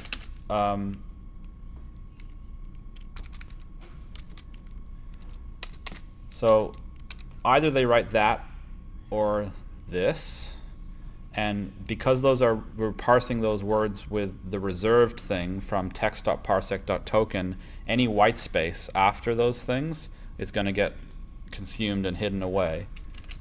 And then we can try to parse. We might think that what we would do is we'll try to parse a natural number. So if we put a natural here with x, let's do this as a first attempt. Now they have to write either Supercollider or SC, and they have to provide a natural number, or else this whole parser fails. So what we've done here works, but if they don't put a number, there's no default value, right? Like they have to put Supercollider or SC, then they have to put a natural number, and if they do anything other than that, this parser fails, and we don't get our live coding language value. We just get a failed parse. So that's not quite what we want, but it's close. It's in the right direction. So at this stage where we're matching x, we need to make a parser that if there's a natural number, it returns that number. And if there's not a natural number, it returns, let's say, 3 by default, right? So again, we're making a parser here. So let's do this with the do notation. And then let's indent. Actually, we don't even need the do notation, really. It's kind of like this. Either we have a natural number,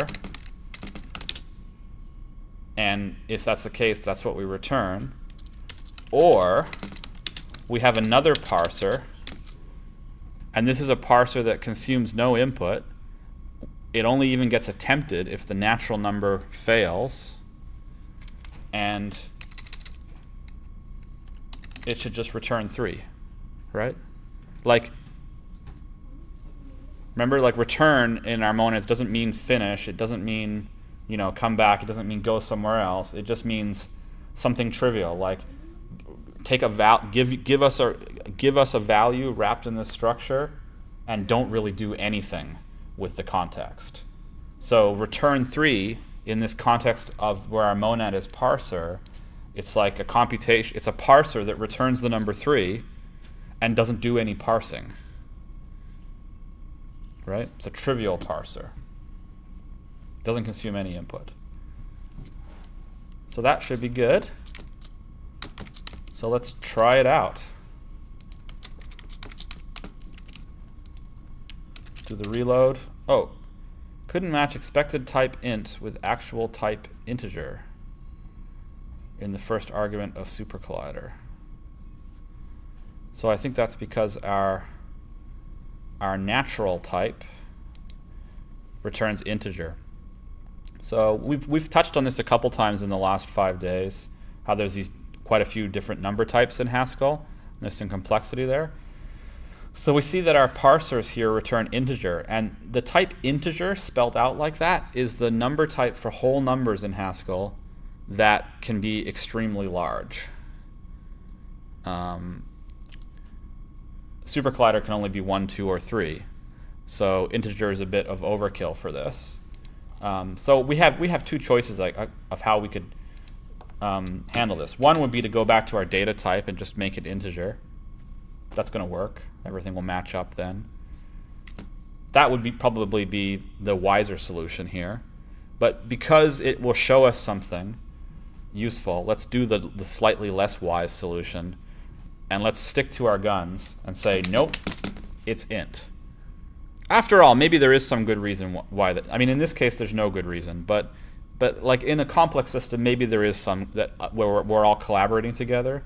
Maybe there is some really good reason why that type has to be that type. And now you're not the person who has that decision. You're the person writing the parser, so you just have to live with it. Right? That's possible. So let's say that it's int, and we don't have any choice about it. And the problem is that this expression here, the type of x here is integer. Or in other words, the type of natural or return 3 is parser integer. But the type of that is required here has to be int.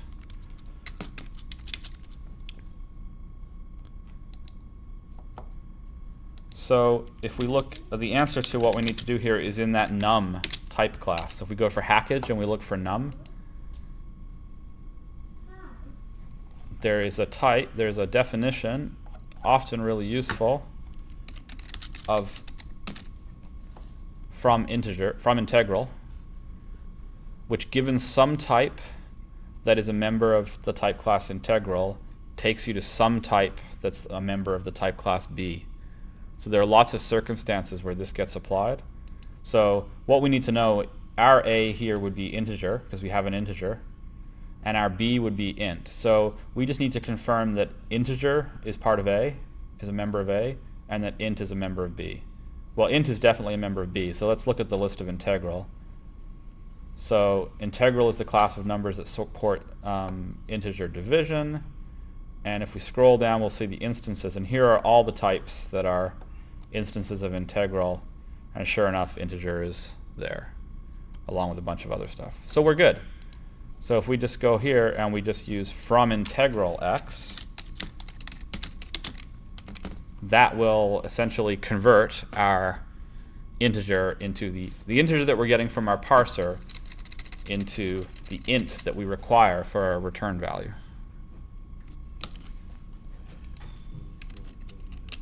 And now we're good.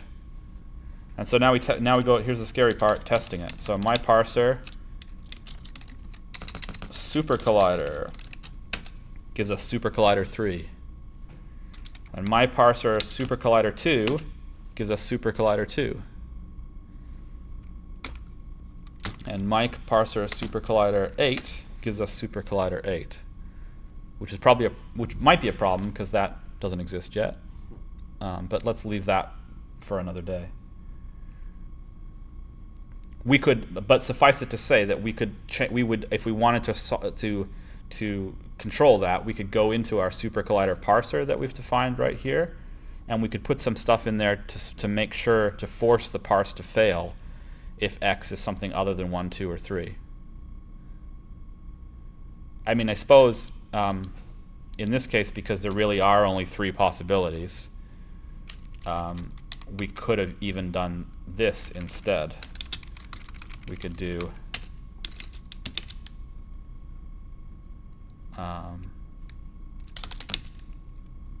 so we could do x is char 1 in return 1.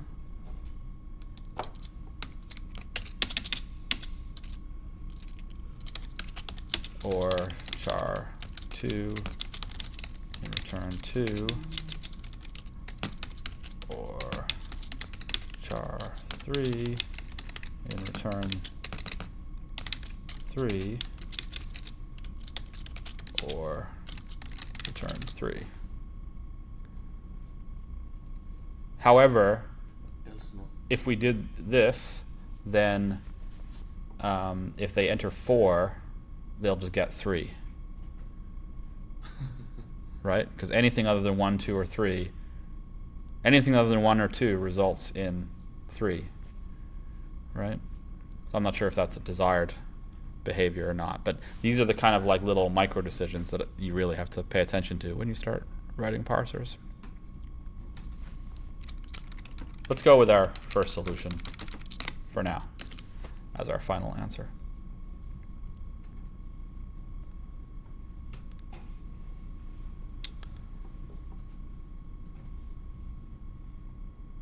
So I thought we would move on now and for the last part of this just look at some examples from different projects. Projects that have been worked on here and also projects that have not been worked on here. So one of the reasons why we are working a lot with Haskell here is because of experience working with TidalCycles that is written in Haskell. So let's go into the TidalCycles codebase, and now that we've looked at a bunch of Haskell, look at some things there.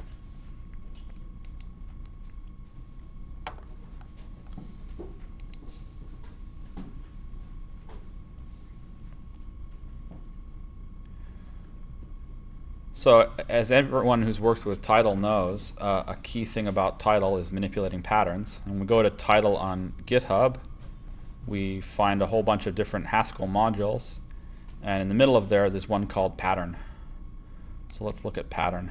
I'll make the font nice and big.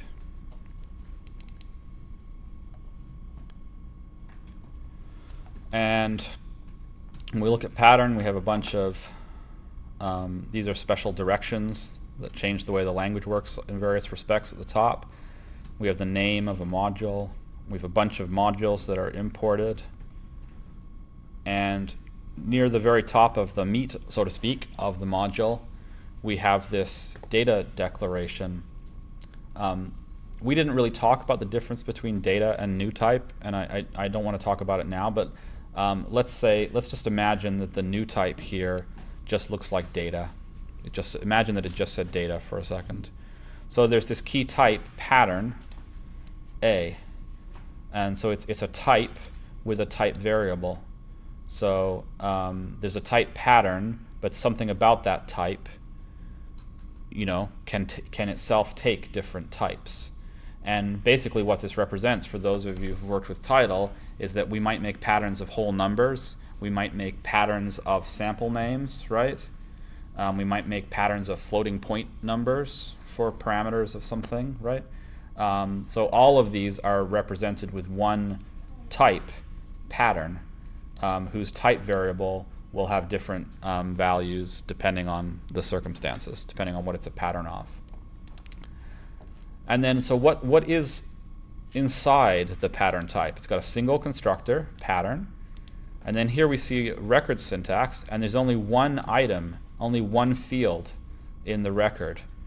And it has this name, its name is arc, but what it is a function from this arc type to a list of events of the same type as the pattern. So to make a long story short, if we were to look elsewhere in the documentation, what we would find out is that this type arc there is defined in Tidal as a starting point and an ending point in a pattern. Like it could be like the beginning of a pattern and halfway through a pattern, or the beginning of a pattern and 1/16 of the way through the pattern, or a 1/7 of the way, like 1/7/8 of the way through a pattern and 8/8 of the way through a pattern. So it represents like a window in time.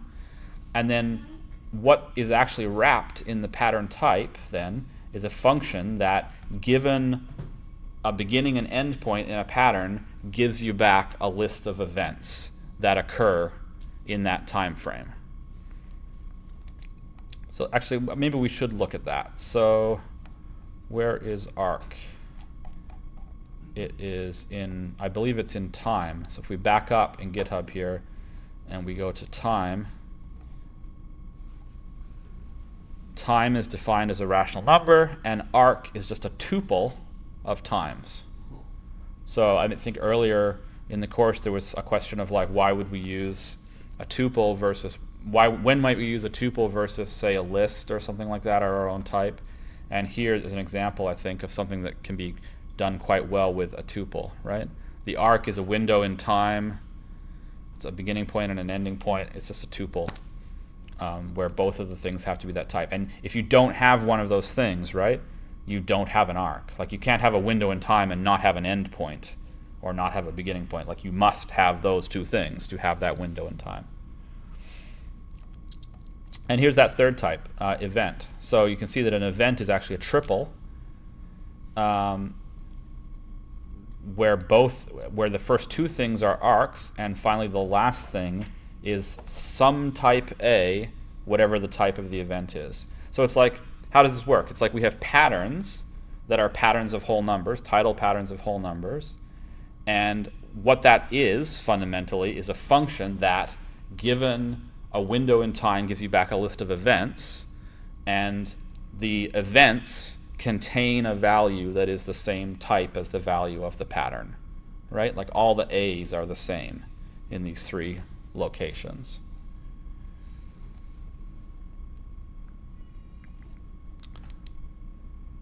So let's go back to pattern.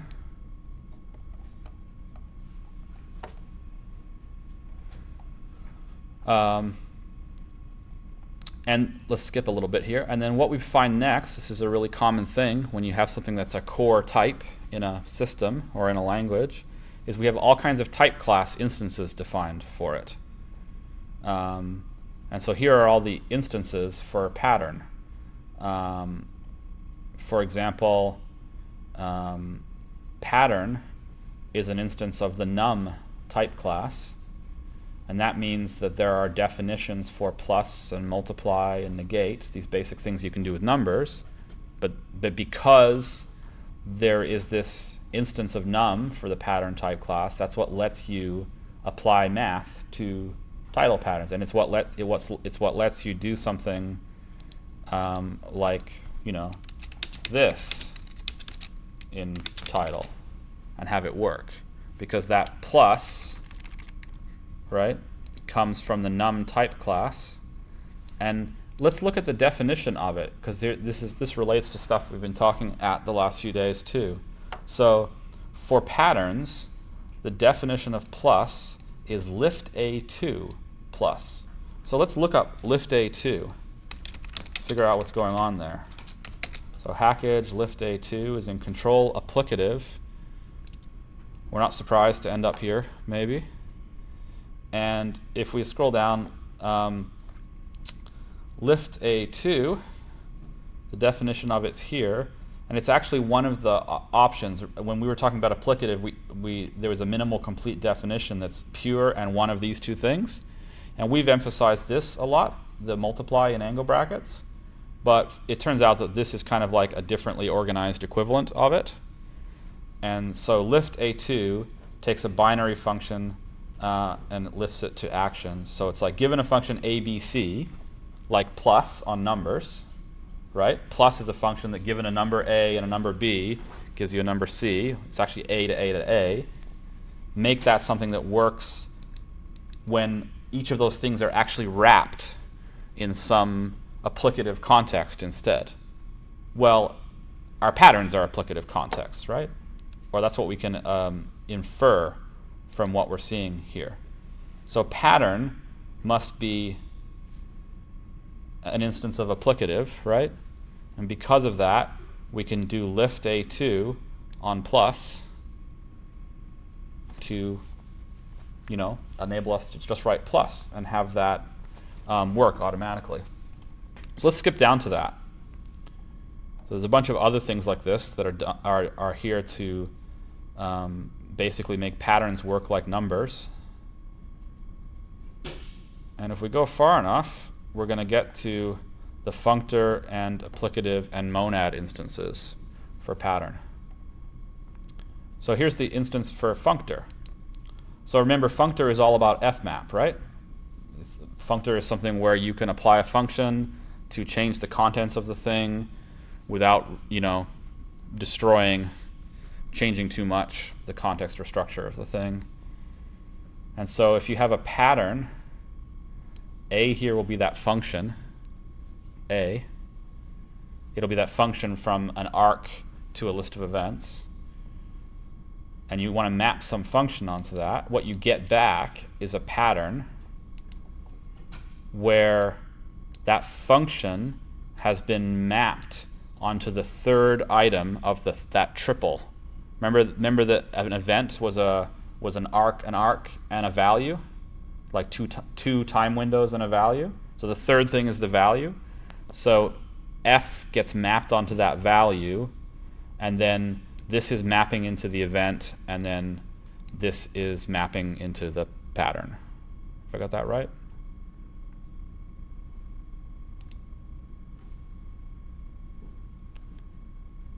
Something like that. So what does all that mean then?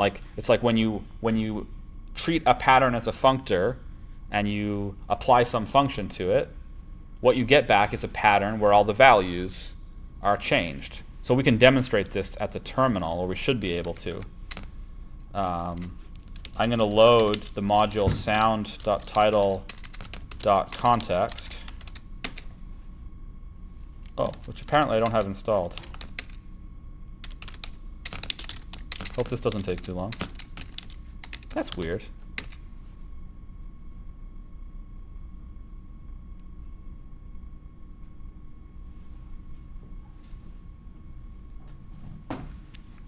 Yeah. David, I wanted to ask if, and maybe, well, yeah. So is parsing, like, what are the other computational models for making languages besides parsing? Or maybe in a different way, is parsing the only way of making a programming language? So the question is if parsing is the only way of making a programming language, and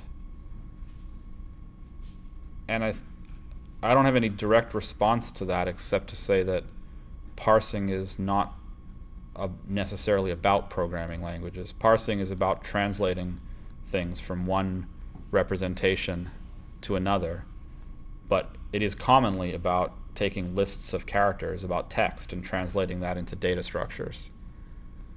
And programming almost inevitably involves some kind of complex data structure. If it doesn't, it's probably trivial programming, if you know what I mean, right? So that's why parsing text characters into a data structure that's like trees, has some complexity to it, it's kind of like you could almost take it for granted as a definition of what parsing is.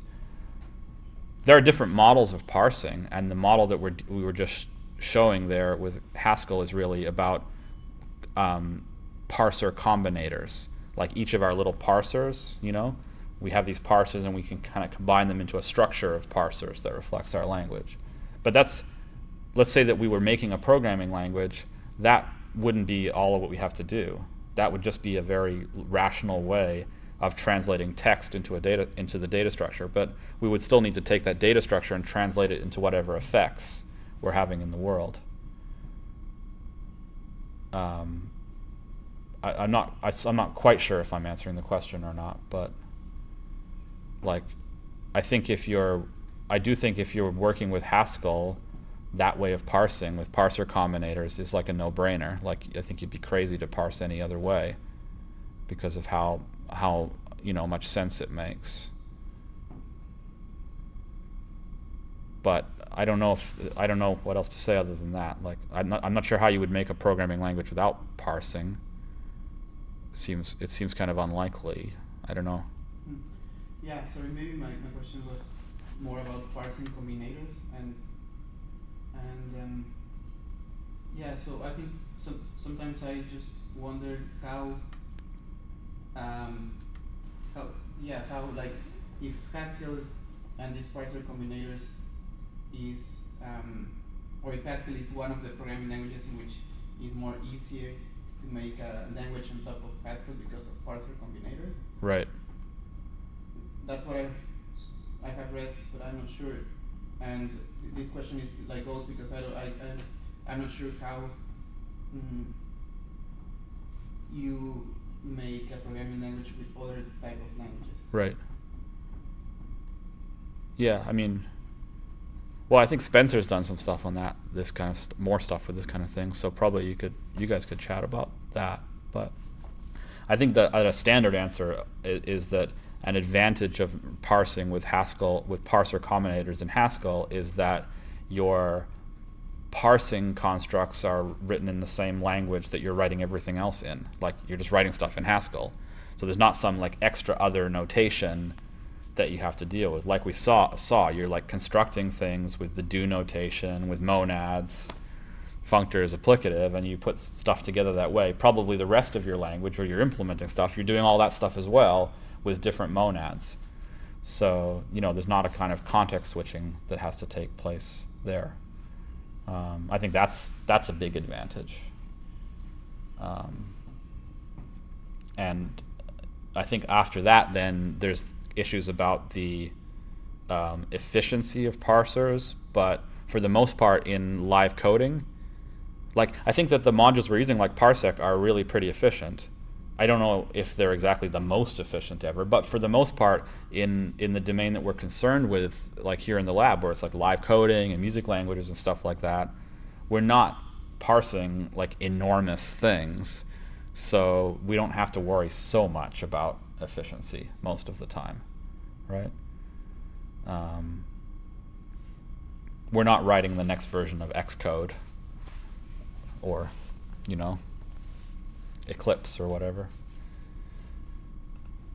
Okay, so I've got Tidal installed now, so when I reload GHCI and I load day 5, and I switch to the module sound.tidal.context, now I can make parsers.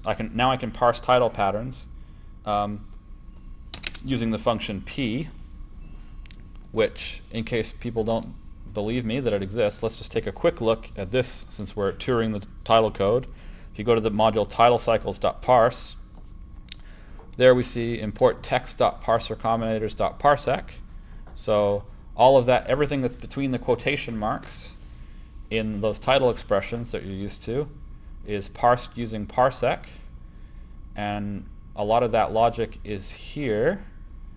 If we look down, we'll find that there's this function p, which composes together parse tpat and topat, both of which are defined here.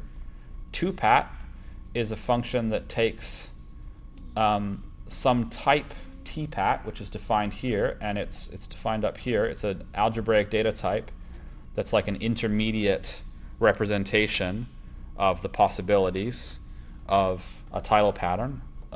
AST here stands for abstract syntax tree, like something that reflects what you can do in a title pattern, but it's neither text nor is it the actual pattern. That's that function that we saw.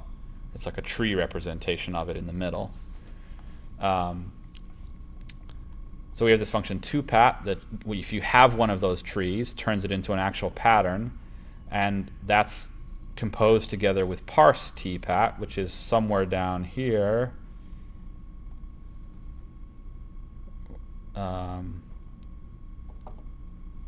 Yeah. It's this parse rhythm. Actually, no, I see there's different instances of it for different types of pattern. But ultimately they involve calling this, all of them involve calling this parse rhythm function. And if we look for parse rhythm, here it is. And sure enough, there's that parsec type. So parse rhythm is given a parsec parser for a particular type of tpat and a string, return the tpat. And there's that parsec parse function that we're using that returns an either. And the function either is being used here for case analysis. The first function after either is always what handles the left or the error values. And we can see that those are being assigned some kind of silent pattern value by default. And the rights are being passed through the ID function, which just returns the same thing. So we're getting the pattern back. So we're kind of zooming through this, but we're seeing things that I think are familiar from what we did an hour ago in Tidal's parser. So I want to go back to here. We were looking at how at these things where patterns were instances of functor. So we wanted to test that. So P will let us parse some text into a title pattern. Like here's a pattern, a title pattern of ints. And if I evaluate that, it uses show to turn that into a string. And we can kind of see that the event 3, the value 3 happens between 0 and 1/3 in the pattern. The value 4 happens between 1/3 and 2/3 in the pattern. The value 5 happens between 2/3 and 1 in the pattern. And we can also check the type of that. And it's a pattern of A's, provided that A's are enumerable, basically. But we can also then do things like this. And let's fmap a function onto it. And that works because the pattern is functor. Fmap is available to us. And then, because patterns in Tidal are instances of the num class, where plus is defined as like plus in an applicative way over patterns, that also means we can do things like this.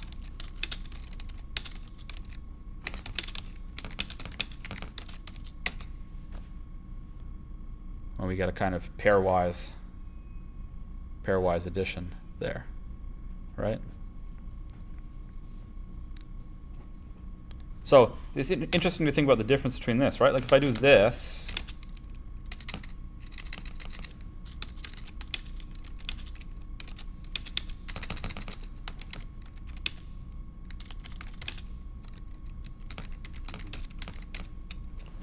we saw earlier that what we get there is a longer list of numbers, because the default in the functor applicative monad instance for lists are interpreted as non-deterministic computations, like every possible value basically that could result from something. And so when you combine them, you get every possible combination. But when we do the same thing, I'll do it in the applicative style here for our title patterns.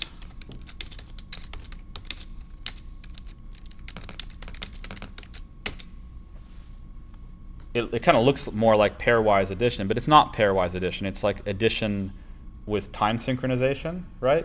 It's like whatever, at that point in time, whatever the value of the second one is added to what that point in time, or that point in the cycle, whatever the first one is, right? But these are nice examples, I think, of like what the functor applicative monad thing gives us, like that behavior. How do things add together in this setting? How do we normally want them to kind of be combined? Well, things that, often with a music language, right? Things that are happening at the same time, that's a relevant thing, and that's exactly the behavior that's been implemented in the functor applicative monad instances for title patterns, unsurprisingly. Is that a question, Alejandro? No, I think I go with it. So we can do these kind of like title experiments, like what happens if there's only one event here, then we just get one event there. But if there's one event here, we still get 3 events there. So this is a classic sort of like problem that there's like every month there's some question about it on the TidalCycles list, and people clarify that, so what they will tell you in like the TidalCycles discussions is that the structure comes from the pattern on the left, right? That the actual events that exist that are fired come from the pattern on the left when you combine patterns. And that's fine, but now that we've looked at the way functor and applicative and monad work in Haskell, we can say that same thing in a slightly different way. We can say that, in the functor and applicative and monad instances for Haskell patterns, those have been done in such a way right? Those have been implemented in such a way that patterns come from things that are earlier rather than later in that sequence of binding computations together. Like we could do this. We can do the same example. That my use of the word earlier and later there, I think, will make more sense if we do it in like a monadic context instead. So that would be like pattern 3, 4, 5 bound to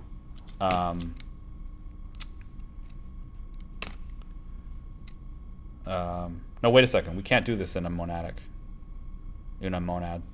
setting, right? Yeah, there's no straightforward example of this.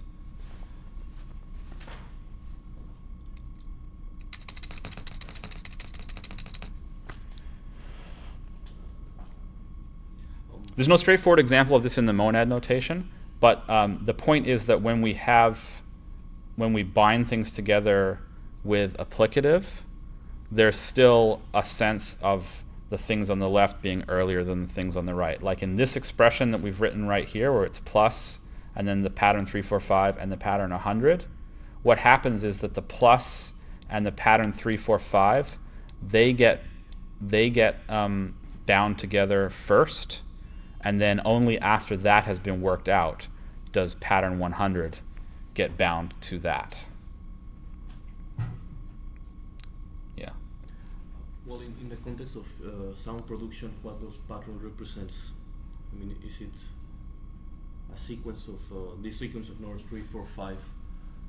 Are these well, this is positions this particular. The question is, what does this represent? And at some point, that just becomes a question about title and the stuff people doesn't do in title instead. But here it represents nothing, yeah, 3, 4, because 5 it hasn't been. It's not being used for anything. Okay. But here they're just patterns where the first third of the cycle is occupied by the value 3 and the right.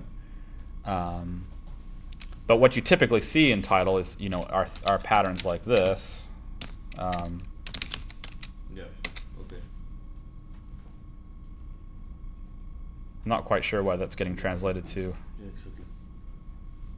What?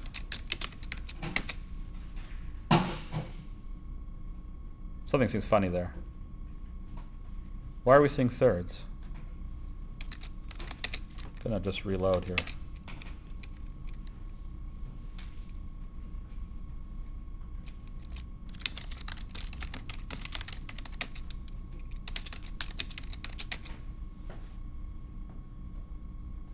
Well, I'm not sure what's going on there.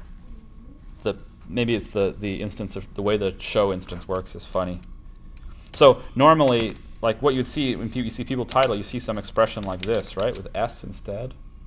So S is defined as something that takes a pattern of parameters and turns it into like a pattern of strings and turns it into something that's like an actual pattern of sound events, pairs of parameters for synthesizers that are sent by OSC from Haskell to Supercollider. And if we were using it here, we'd have to do something like this. Okay, that looks more normal. So what we were seeing, the weirdness that we were seeing here was just something unusual about, I guess, about the way show has been implemented for this type of pattern. This looks more like what we'd expect. Bass drum for half of the cycle, clap for the second half of the cycle. So people who use title a lot might wonder about this function p and why we never see it. And so let's answer that a little bit by looking at the documentation for overloaded strings.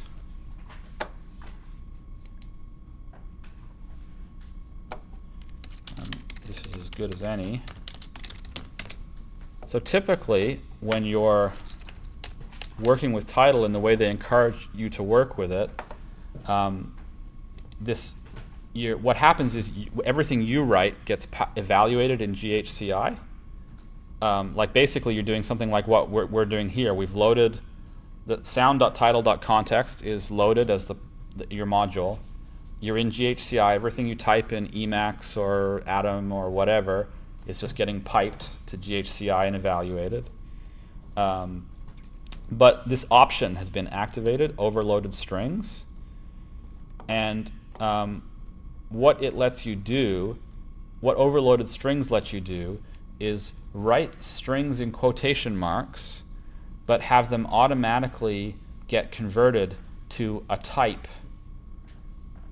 that is an instance of this particular type class isString.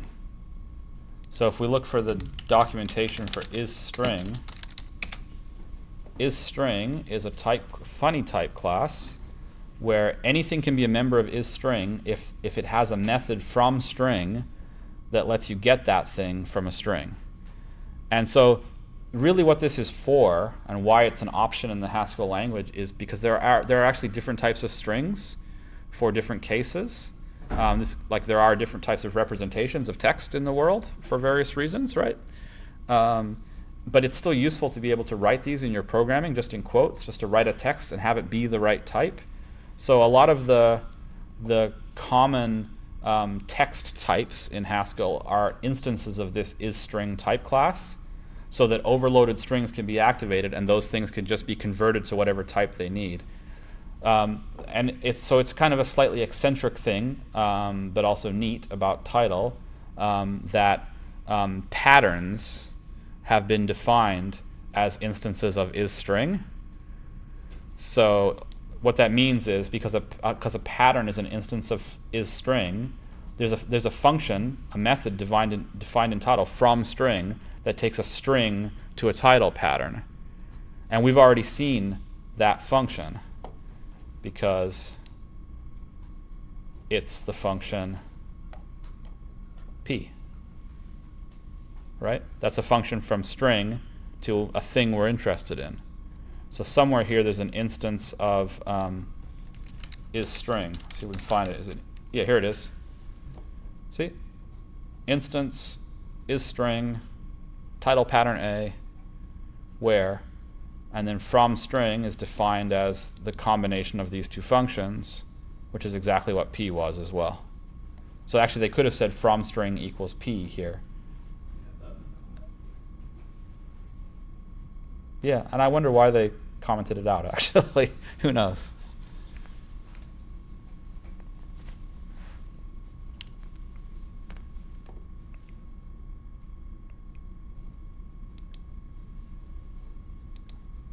So actually, like, I don't know if this helps make this concrete for him, but if we quit and we launch GHCI with the option overloaded strings, and now we load the Tidal module, the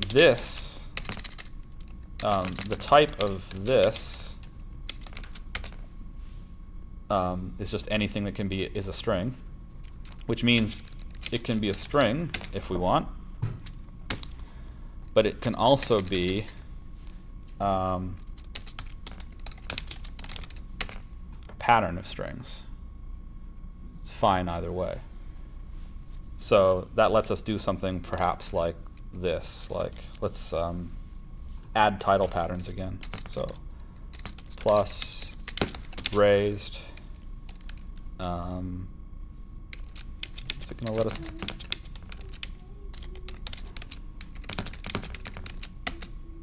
No, we need to give explicit types here. So we say 3, 4, 5 is a pattern of ints, and 100, 200, 300 is a pattern of ints, and we're good without the p. Because with overloaded strings on, when we have a string, it can get converted to other things that we need. And so basically, like the interpreter, anytime it sees anything in quotes, what it's doing is it's not assuming it's a string anymore.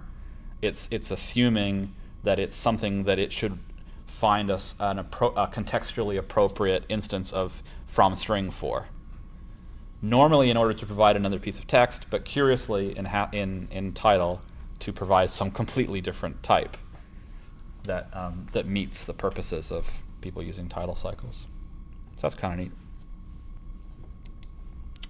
Anyway, lots more to look at there. I mean, I think it's fascinating to look through the TidalCycles source because parts of it are just these huge collections of little tidal definitions that do funny things to patterns, and which can be combined in different ways. And there's more stuff there than is ever appears, I think, in the documentation or in what you see in people's live coding.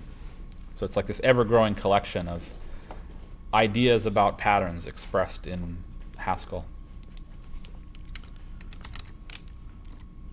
So I wanted to also look at some things from these two projects we've been working on here, Estuary and Inner Ear. Let's start with Estuary.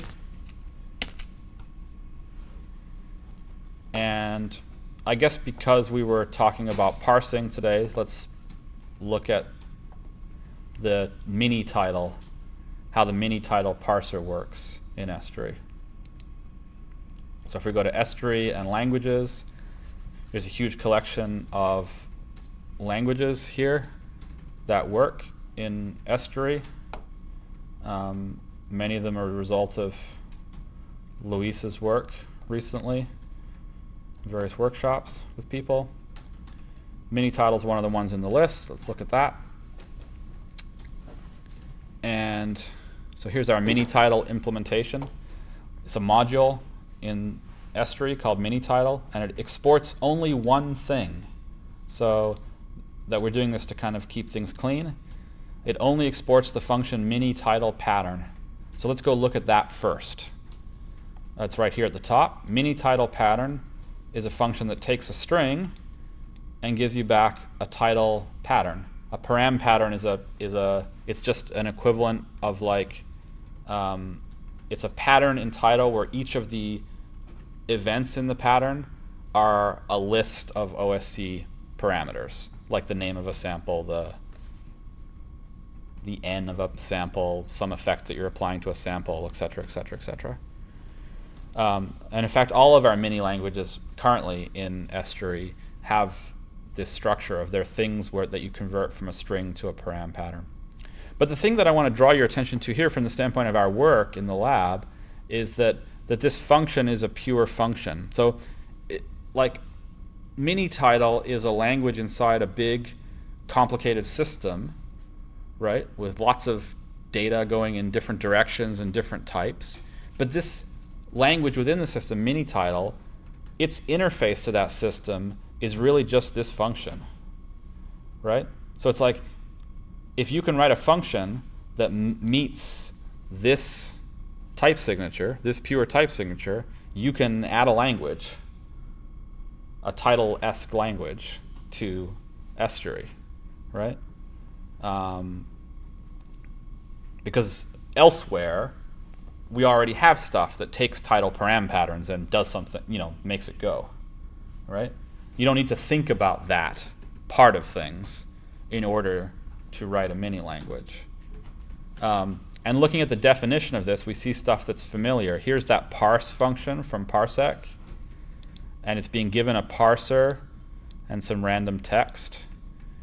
And that's giving us back an either value, where it's either an error or it's a valid title param pattern. And when it's an error, we're just translating it to silence. When it's a valid pattern, we're just passing it through with ID. And that's what becomes the return value, the result of this function. And like we said, it gets consumed somewhere else. So this is the only thing that this module exports. All of the rest of the definitions in here are, they're valid and within this module, but they're not accessible from anywhere else, which means we don't have to worry about name conflicts with them. And so then we have a bunch of a kind of structure, a combinatorial structure of parsers. So mini title parser starts by consuming spaces, and then after this, any initial white spaces, you either have a pattern or a transformed pattern. And then here's that parser, and there's several different several different parsers that it tries to apply depending on what you're doing, and so on and so forth. But each of these things are returning types from the title ecosystem that get combined. So basically we're doing the same kind of thing that we're doing if we do it at the browser here. Let's do it at the console here. I think we could do this better, and we could cover more of the possibilities of Tidal than we are at present. But it hasn't been a high priority task, I guess, to come back to it. Yeah. Not sure what else to say about that. But I guess just that you can see the structure, right? Like often we're doing things like this. Like in Tidal, you can type sine wave and get a sine wave, and what you're actually doing is you're using this function in the Tidal code base, sine wave. So in mini Tidal, we have for example a parser here that is meant to collect many of these oscillators.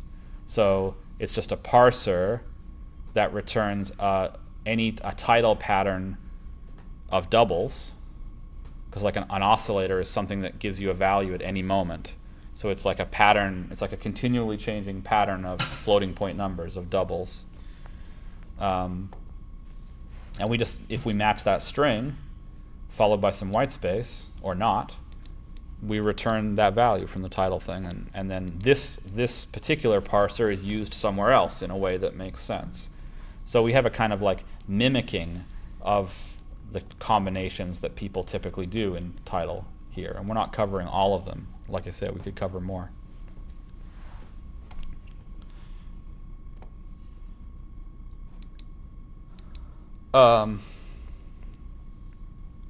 Let's look at one more thing in Estuary to give us on a completely different topic to give people a sense of how that works. Let's look at Estuary's. Well, let's look at the interface itself first of all,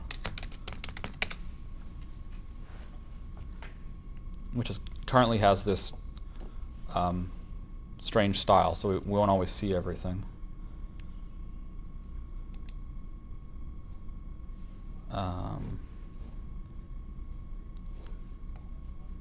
Yeah, like there's a back button that is it's not missing, it's like invisible.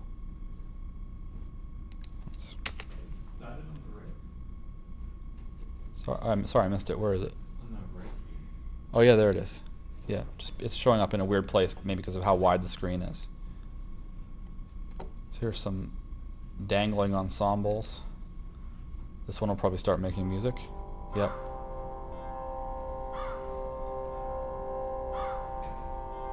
There's a kind of like, if a tree falls in a forest and no one hears it, does it make a sound thing going on here? Like, those Tidal expressions have probably been sitting here in this Estuary window for like 10 months or something like that, with no one listening to them. So it's like, is that music happening or not? I don't know.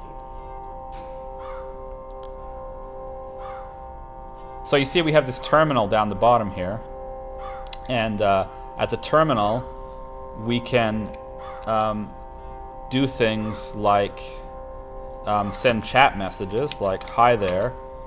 If I entered the right password for the ensemble, I would be able to chat. I forget what the ensemble is, the password is for this ensemble, but I could chat here and it would go to everyone else in the ensemble. Or there's a command language. I can put a colon at the first, and then there's a kind of undocumented language for changing the nature of the views here.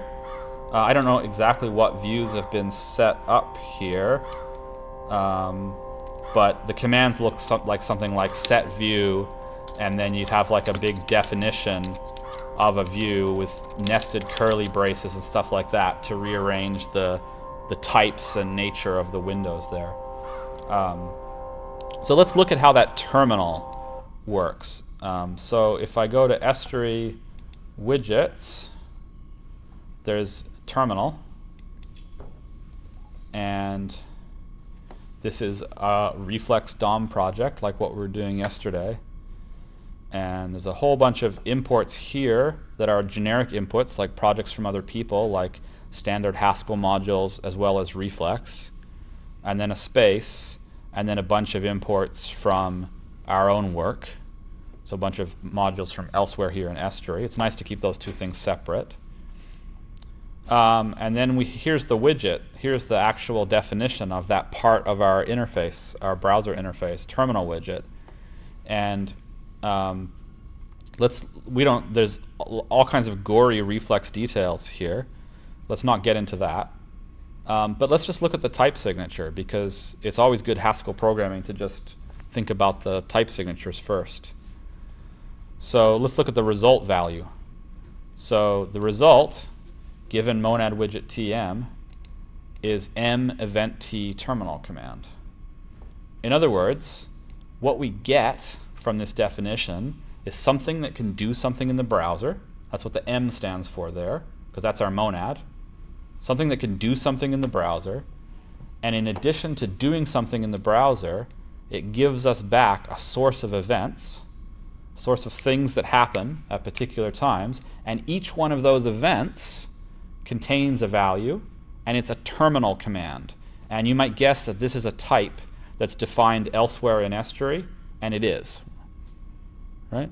So our terminal is just a widget that periodically might give these events that are terminal commands. That makes sense, right? That's what a terminal widget in an interface is. And then now let's look at the arguments before there's this result. Well, it takes dynamic context. Context is a type that's defined here in Estuary that reflects high-level things about the configuration of the interface, like what language are you using, English or Spanish, maybe other things, like I think it's mostly the language at this point in time. It also gets a source of events, server request. This is because the Estuary interface is always sending messages and receiving messages from a server that's also written in Haskell. And in the Estuary client, those server requests generally get passed down to everything that might possibly respond to things coming from the server. Sorry, those are the server responses.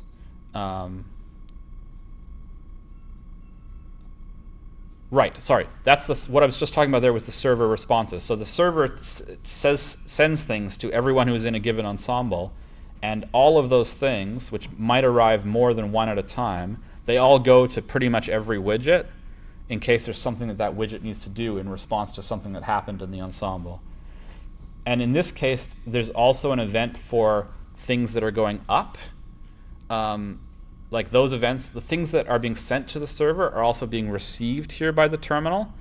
And this is to catch error messages and other things that need to be logged or stuff like that at the terminal. It's almost like this widget is meant to listen in on other things that are happening so that it can display information about them. So that's the entire interpretation of our signature. The rest of the gory detail that you see here is just reflex programming, like what we saw yesterday. And as you can see, a lot of it is, you see fmap a lot there, eh? Like there's a lot of like fmap this onto this, fmap that onto that, fmap this onto this, right? So, you know, that being comfortable with that functor setting applies, those basic functor uses apply, you know, transfers well, I think, into this programming in the browser as well.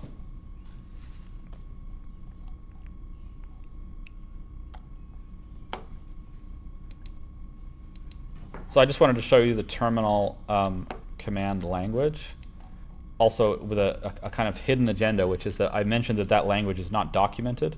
So if you need to know how to use it, the only way to know how to use it is in fact to come to this file in the source code. So if you go in types, that's where we have a lot of things that are just data types with not too much other stuff around them. And in types, there's the file terminal. And if you look at that, it's a module. There's parsec being imported, right? Because we're in the terminal, we're using parsec to parse the text that people write into our type for representing commands. And here's the commands, and that's as much as we have for documentation right now. So these are all the things you can do currently, secretly, at Estuary's command prompt there. You can set view, and then there's a language for describing a view, and you can make it the standard view. You can make the current active view a preset, like, because there are some views that are defined in Estuary itself, and if you know their names, you can change those automatically. Excuse me. Each ensemble has a default view that's stored at any time, and you can change to that. So like this is basically a Haskell algebraic data type with some of the commands having some extra options where necessary, right? So it's quite transparent. And then once we have that type, we can make a parser for it. So we have this function parse command. Given a string, it takes you to either an error or a command, and that is implemented just using parse from parsec, like we saw this morning. And then all the rest of the module, right, is those parsers. Right? Everywhere it says gen parser char a, we should just write parser there instead. And it's just a bunch of different parse. Actually, it's not very long. See, that's it. There's the whole language. Going back a little bit to Luis's question earlier about doing things this way, like here's parsing that whole language, but we're just parsing from text to this data type. The actual responding to these items when they arrive somewhere else, that happens in different places in different ways. That's like the other half of the problem, right?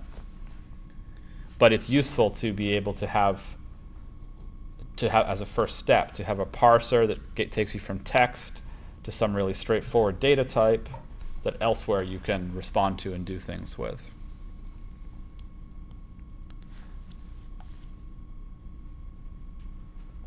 So let's just do one more example and then let's stop. So we've been working on this other project called Inner Ear, which is an ear training application, an interactive web-based ear training application in collaboration with Eldad Sabari and others at Concordia University.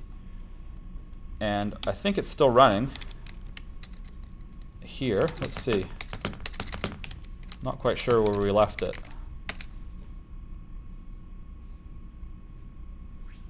Yeah, we left it. It's on. This might be a really old version. Might be not the current version, but when you go to the website, this application has been developed in Haskell with Reflex, and you can log in. Not super sure if I have a login. Let's see what happens. Oh, I'm logged in. I knew my password. Good stuff. So now I'm logged in. I didn't need to log in to use it, though. But when I logged in, because I'm an administrator, I got some extra buttons to push. But there are ear training exercises we can access here. So here's an ear training exercise where a different part of the spectrum gets boost or cut. And we have to tell which part of the spectrum it is. Right now, we're in boost 10 dB. So whichever part of the spectrum gets randomly chosen, it'll be pushed up by 10 dB. We can listen to the question. Well, we're not going to be able to tell the answer because it's coming out of these little tinny speakers on my monitor, but we make a guess. Oh, we were wrong. Oh, we were wrong again. There we go. We got it right on the third attempt. And we can, now that we've made our guess, we can listen to these things again. That's what that one sounds like. That's what that one sounds like. That's what that one sounds like. And we're probably not going to be able to tell the difference between these two for sure. Oh, actually we can. Can hear that presence boost.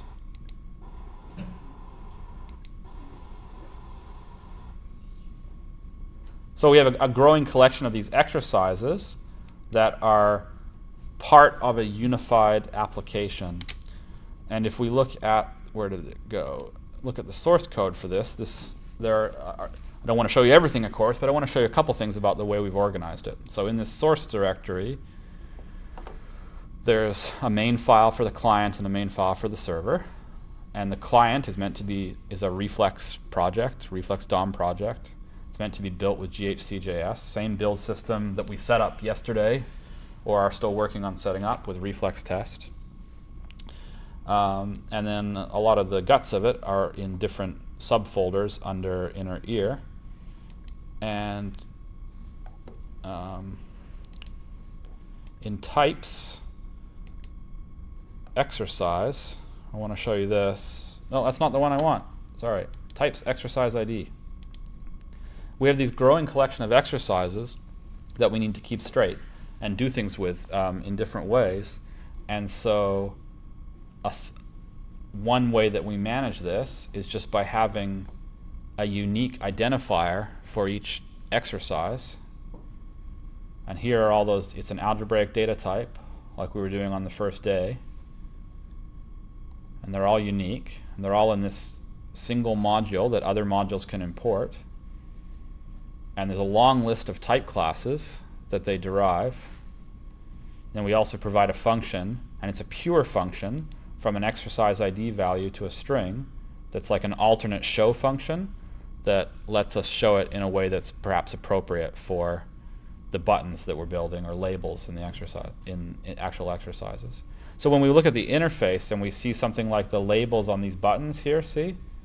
Or the label that appears right here in the exercise, right? Like that text has been generated by this function here. And so what I'm trying to do here is call your attention to this pattern again, because it's such a fundamental and helpful pattern when writing complex systems in Haskell. Like what we have here is a really complicated functional reactive programming system using reflex. But what we have here that is part of that system is just a super simple function from A to B that's been written there, and so it's available to be used in other more complex settings, right? Like the more we can organize our work that way, the better it's going to go, right? And like this is the kind of function, like we all could have written this on the first day, right? As an exercise, probably in the first hour, we could have written this module here. So I think it's a good kind of model to keep in mind. So when it comes to it, let's look at an actual exercise, and with the same eye to like looking how we'll look at the way we define the individual exercises, also to look at how we've attempted to organize it so that many of the things about those exercises are defined as like simple, relatively simple functions, relatively pure functions. There are some limits on that. So in exercises, here are all the actual exercises that we collect as we develop this application. And what were we just looking at? We were looking at 5-band booster cut. So let's look at that one. So it's a module with a name. It exports exactly one thing, which is this definition 5-band boost cut exercise. Bunch of imports from other people's libraries. Bunch of imports from our own project or projects. And now we're into the meat of it. So every exercise has a kind of configuration. For example, in this exercise, over here you can configure whether the filter is boosting or cutting and how much it's boosting or cutting by. And so part of the idea of this is also to explain the project, obviously, is that at 10 dB boost, it's pretty easy. But as you make the amount of increase smaller, it gets more subtle, it gets more difficult to tell. It becomes, you know, the learning happens as you progress along that trajectory. And we represent that with a double. So we just for our convenience, we make a type synonym. The configuration of this exercise is reflected with a double type, and we make a list of the available configurations, and there they all are. So see, this is a simple type, right? It's a simple definition. It's like we could have done that on the first day, right? It's a list of doubles. We've set up our context around these simple definitions so that those simple definitions take effect. But having done that now, we can write these exercises and write them in very simple, pure ways. So this is just, you can see that these values just become the values in this list. Now here's another simple type we saw on the first day, a map. So this is a map where the keys are ints and the string and the values are tuples of strings and configs. And so this is more closely related to what we see in this menu here. You see the menu is like numbers and the word dB, and it's in a certain order, and it's just following that map. So if we look here, we're forming that map where the keys are numbers from 0, 1, 2, 3, 4, and so forth, and the values are those configs, but we're using fmap to add the text db onto those strings. Okay, then for each exercise, each multiple choice exercise, we need to have a type that represents the answers.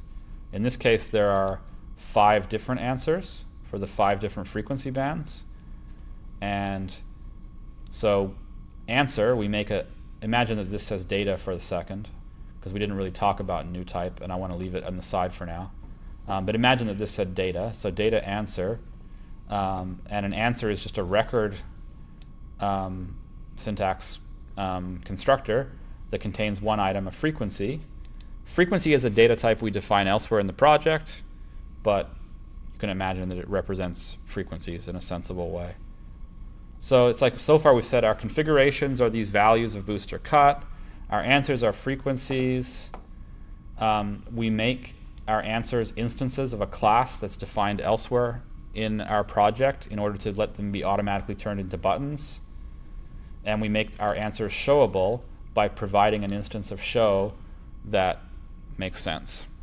And then we finally have here a list of answers. And you see it's just a straight up list with that answer constructor followed by frequency values and string representations of those. So, you know, here are the 5 answers that are possible for this exercise. Again, the type of this is really simple, right?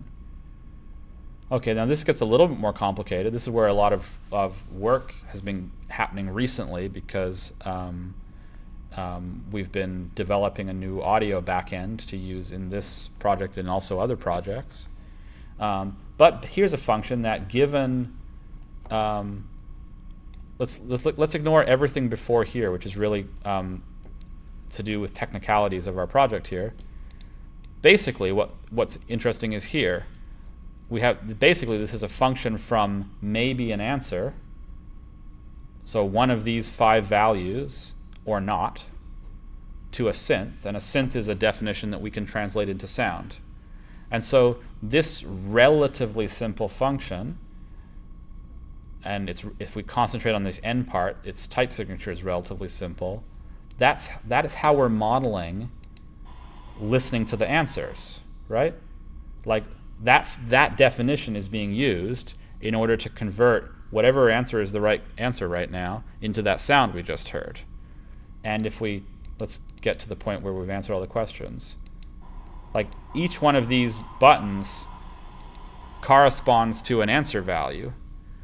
And so when I'm pressing this button, for example, base 155 Hertz, if we look at the source code here, as part of making that sound happen, this definition is getting used. This argument will be just, and it will be this answer right here. So it'll be just answer F150, you know, that's that thing. And that value, just frequency, so frequency will be this answer value that's getting used. Frequency will be this answer value, so that frequency is getting used in this synthesis function here to make a sound. But then maybe you don't provide an answer because maybe you're just pushing the button here to listen to the sound without any filter, the reference answer. Sounds like that. And so that's that nothing value. The synthesis graph for that is here. See, this matches the just value. This matches anything else. So this is an example. Obviously, there's some more complexity around here, like the earlier part of the type signature that we're ignoring, and obviously all this stuff that's constructing our synthesis graph using our new spiffy, still halfway secret Music W library, soon to be revealed to the world, I hope. And I guess we just revealed it to the 2 people or whatever that are watching. So that stuff adds some extra complexity, but for the purposes of the school, what I want to draw attention to is just that, like, the core of this around, you know, inside that complexity is like this is a function from a maybe value to a result. And so just like we saw in our stuff that we did on the first day, we see some pattern matching. We're matching the just pattern and we're matching the nothing pattern. And then we provide a definition for it, right? So it's just maybe. It's just a response to maybe. Instructions is just a really simple reflex widget to display these instructions here. And then display eval is, see, it takes a bunch of dynamic values as arguments, so things that can change, and gives you something that can affect the browser. Luis has been working a lot on this stuff. So here it's just calling a big definition that Luis has made elsewhere and is in a different module. But what it's doing is displaying this graph, and as our answers change, like I'll do something wrong. At some point I'm going to change my score here.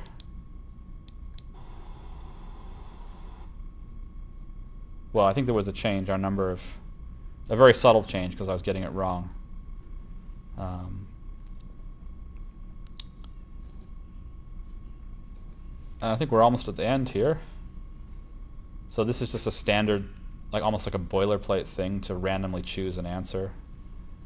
And then this is just a simple map, you can see. It's a map from ints 0, 1, 2 to whatever this type sound source config option is. And that is populating this menu right here. We've set it up to populate this menu. And then finally, and we're at the end, we get to this 5-band boost cut exercise, which has a brutal type signature because it's one of these types that has like lots of different type variables in it. And the reason for that is that we've set the inner-ear structure up so that exercises can deal with all kinds of different types but have a common infrastructure. So that's something that I think Haskell facilitates in some sense. So we do end up with this kind of painful type signature that mostly we don't look at, I think. And then there's this kind of boilerplate thing. Another definition is being called to pull all these things together. So you see, like answers is defined up here. Here's answers. And instructions is defined there. And config widget is somewhere else. And render answer was that function up here. So all of these things match the types that are expected for arguments of multiple choice exercise, and they're pulled together. It's like higher level programming, pulling together things that are themselves functions to produce the exercises for the system.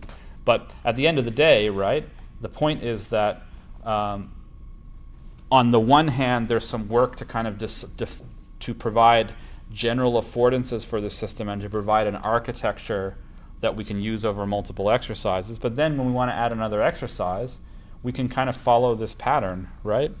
Like as long as we're providing valid things for all of these things in this module, we'll have some kind of valid working exercise.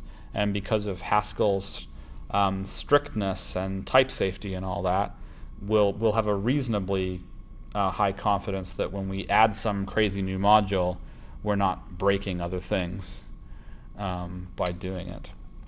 So that's inner ear, and although we're moving into the phase where we're more like testing and deploying this, I think there'll still be tasks that will happen with it in the next year or so. So there you go. Thank you for listening, everyone. I'm going to turn off the live stream now, and I think we should go for lunch. And if you've been following us online, I hope you enjoyed it, and stay in touch.